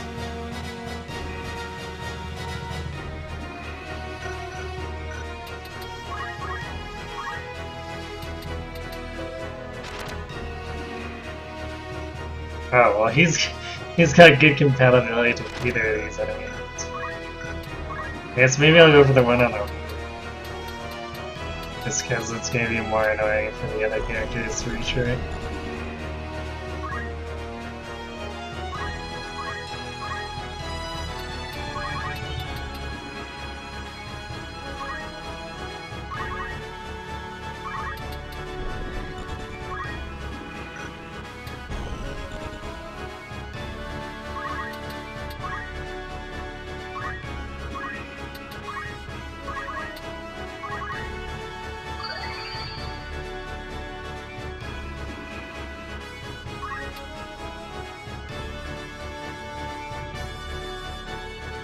I don't believe you have asked me that. I played one Mystery Dungeon game. I played Explorers of Sky.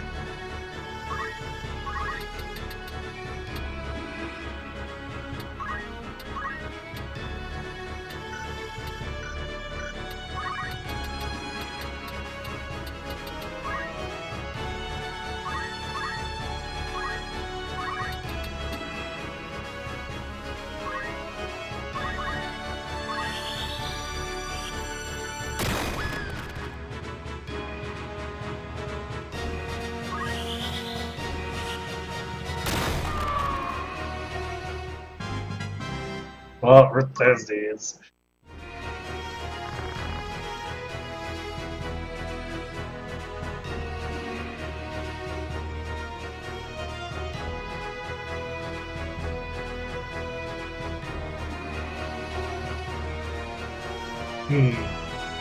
Etrian and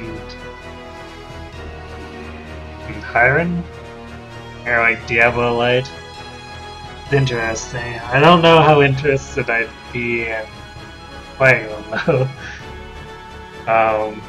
Simply because I burned myself out pretty hard on Diablo 3.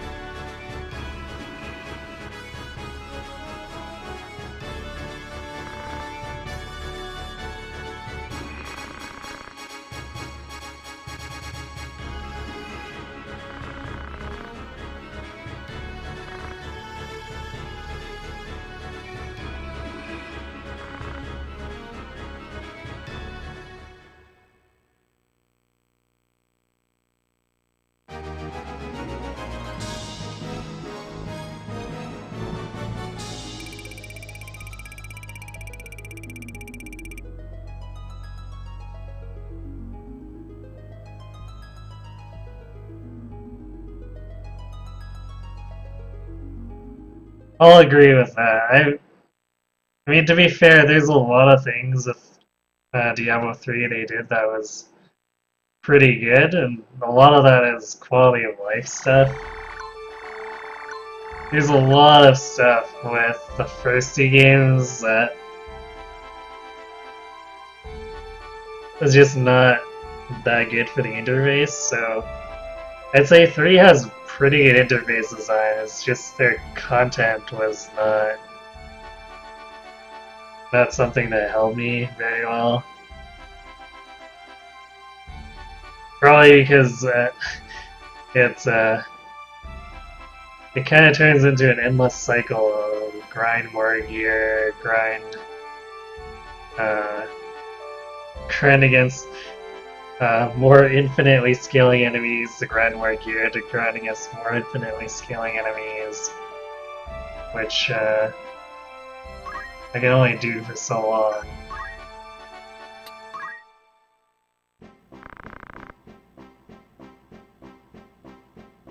Diablo 2 is, I guess, comparatively, yes, better back in the day, but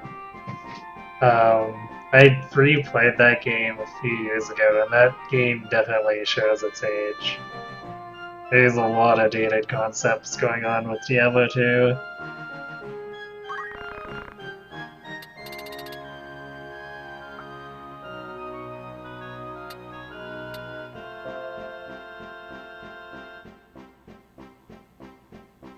Okay. Good gear, I might want to get that. If I can put that on my archer, I might want to do that. Archers suffer from having pretty poor physical, or pretty poor damage output. Anything I can do to boost their physical attack.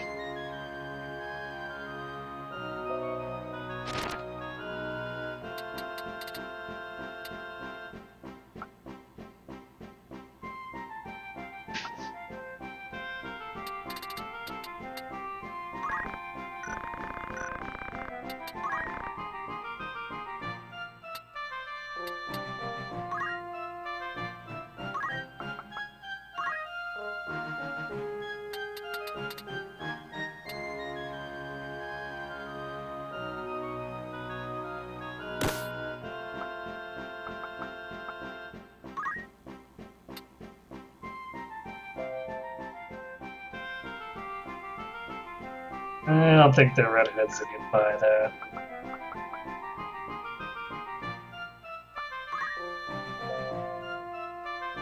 Try.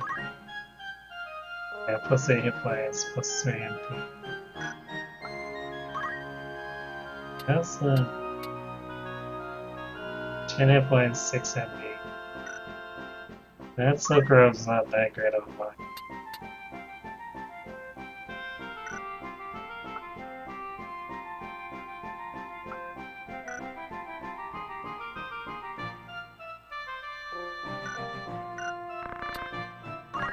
Just gonna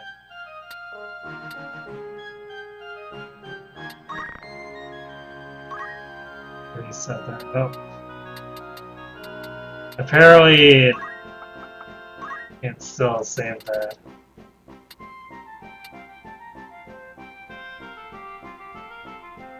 Ten and 6 or and 3.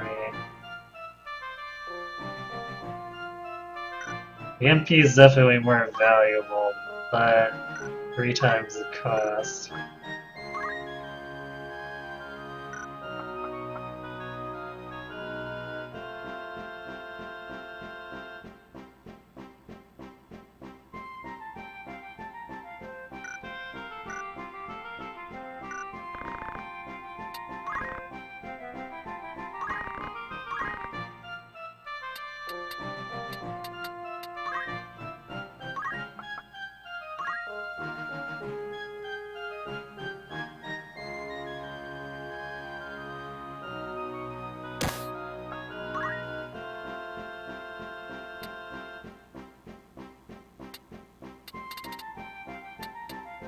Wow, yeah, these robes are definitely... I forgot how costly they are for their how much they increase things compared to the other stuff.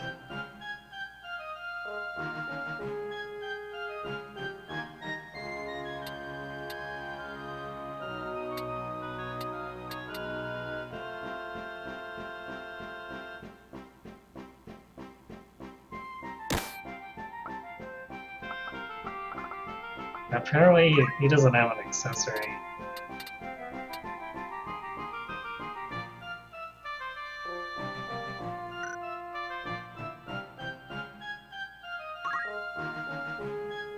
Whatever, sure.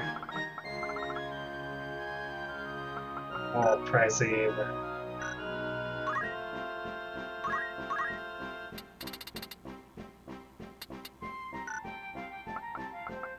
He's essentially going to be, since I have no melee, he's going to be kind of a tank.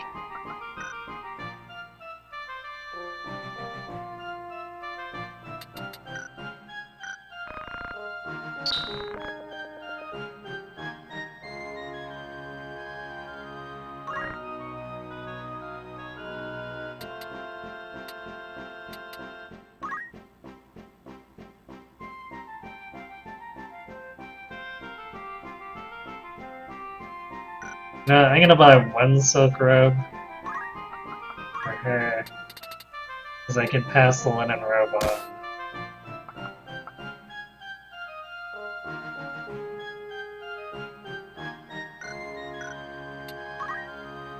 I guess the question is...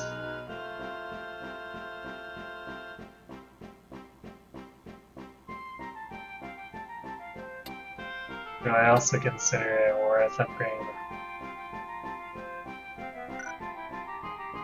I think I'll pass.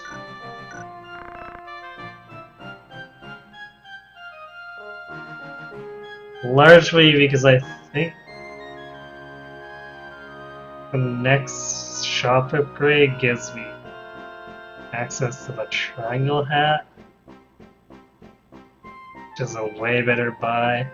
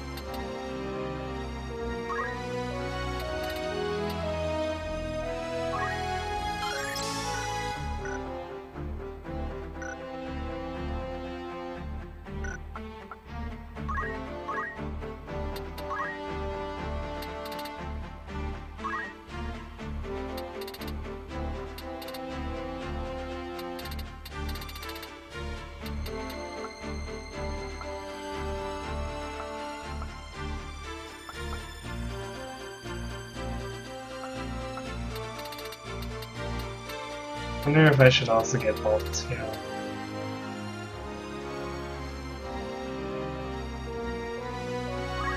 Yes, yeah. Kinda hurt to have a bit of versatility.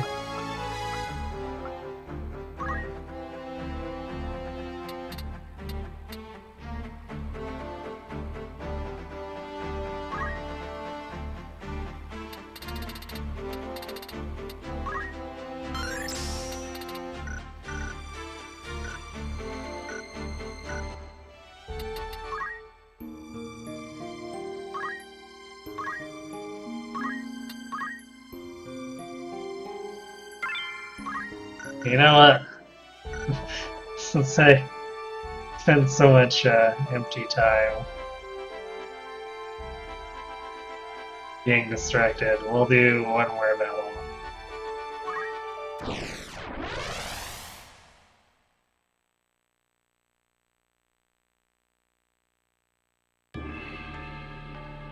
probably won't take very long, simply because, well, you've seen what my mages do.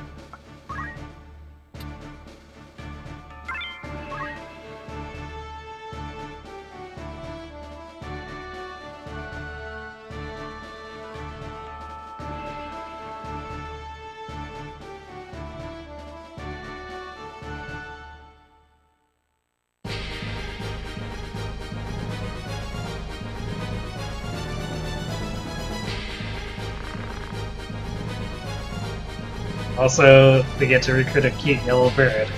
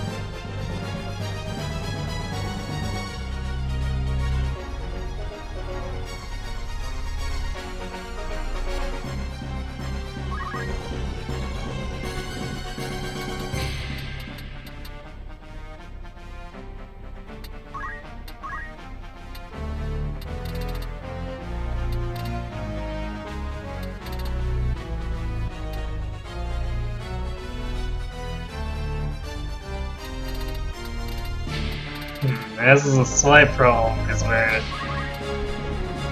faster than the goblins.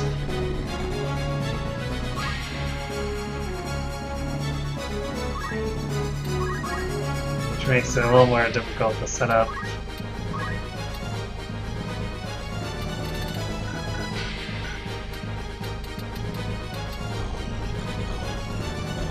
Set up spells so that it's unavoidable by the enemy.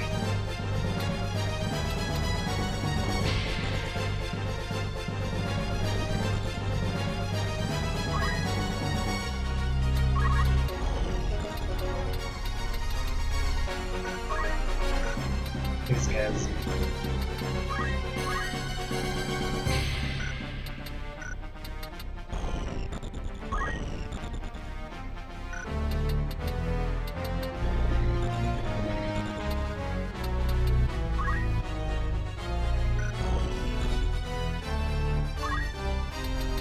I'm gonna wave with her.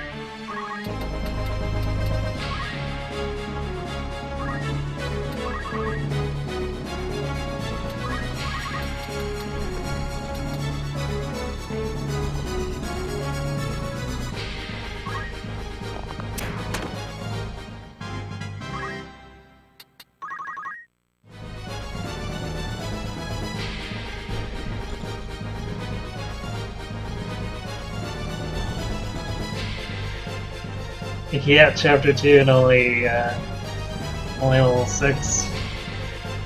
Yeah, that's kind of the power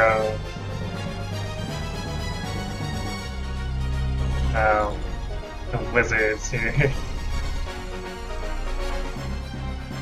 Especially since a lot of stats are just influenced by equipment.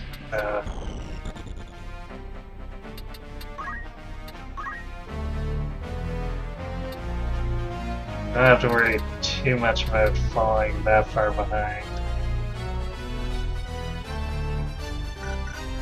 Which enemy was that?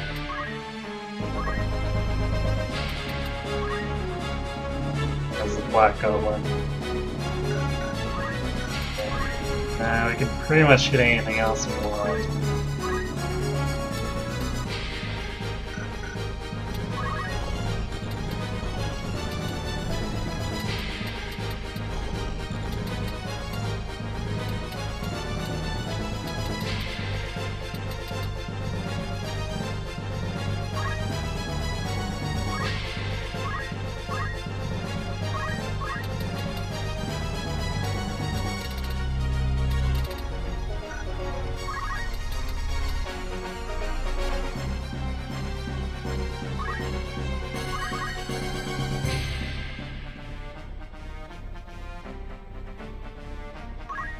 Nice of Guardian to defend my mage.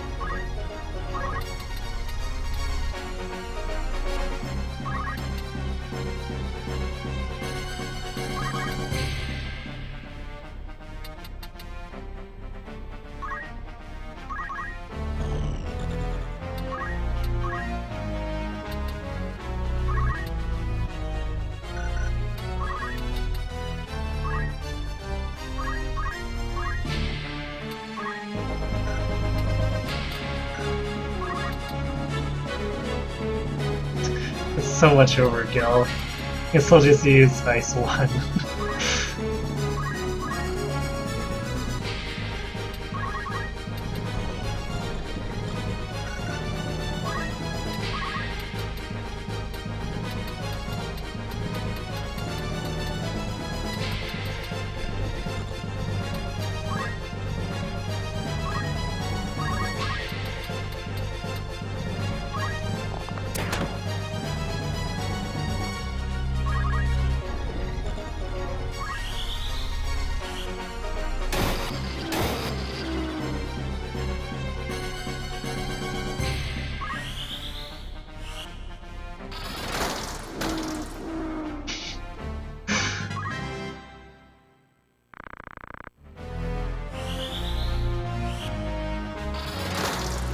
Well, rip them.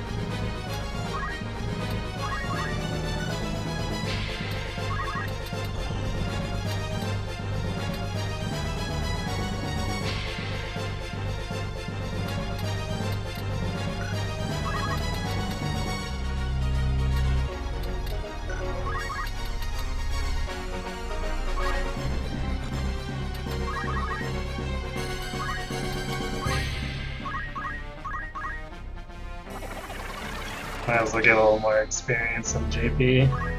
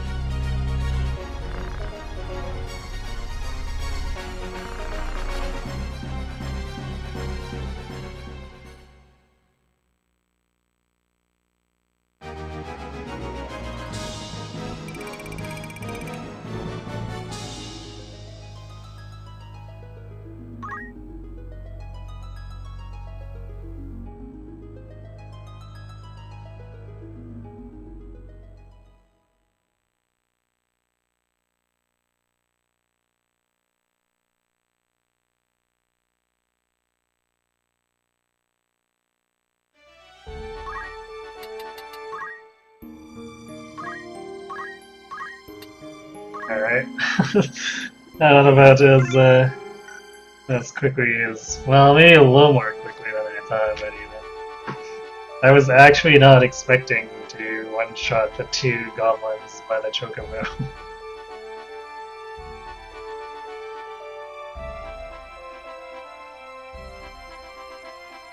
Anyway, though, it's, despite my rambling on, decent enough progress, I guess. Shame we couldn't finish our Sunless run, but at least we put up a fight. So I'm going to be back on Sunday at 7 p.m. Pacific for some more Already Done, in which we play a map that has way too many units. Kind of makes me appreciate the lower unit cap in games like FFT at times. That's going to be a trend for a lot of Part 3. So, tune in if you like seeing epic army battles where enemy and other phases take 10 minutes. Then Tuesday, I'm back for more Breath of Fire 4, which will be at 9 p.m. Pacific. So we just continue to make our way to the capital. Apparently that involves going through someone's tomb.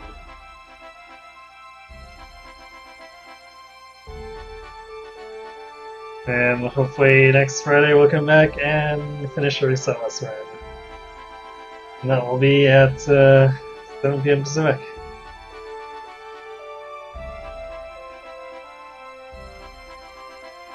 Yeah, for sure. Thanks for the chat. Yeah, thanks for watching, everyone. Hope to see you Sunday. Have yourselves a good night.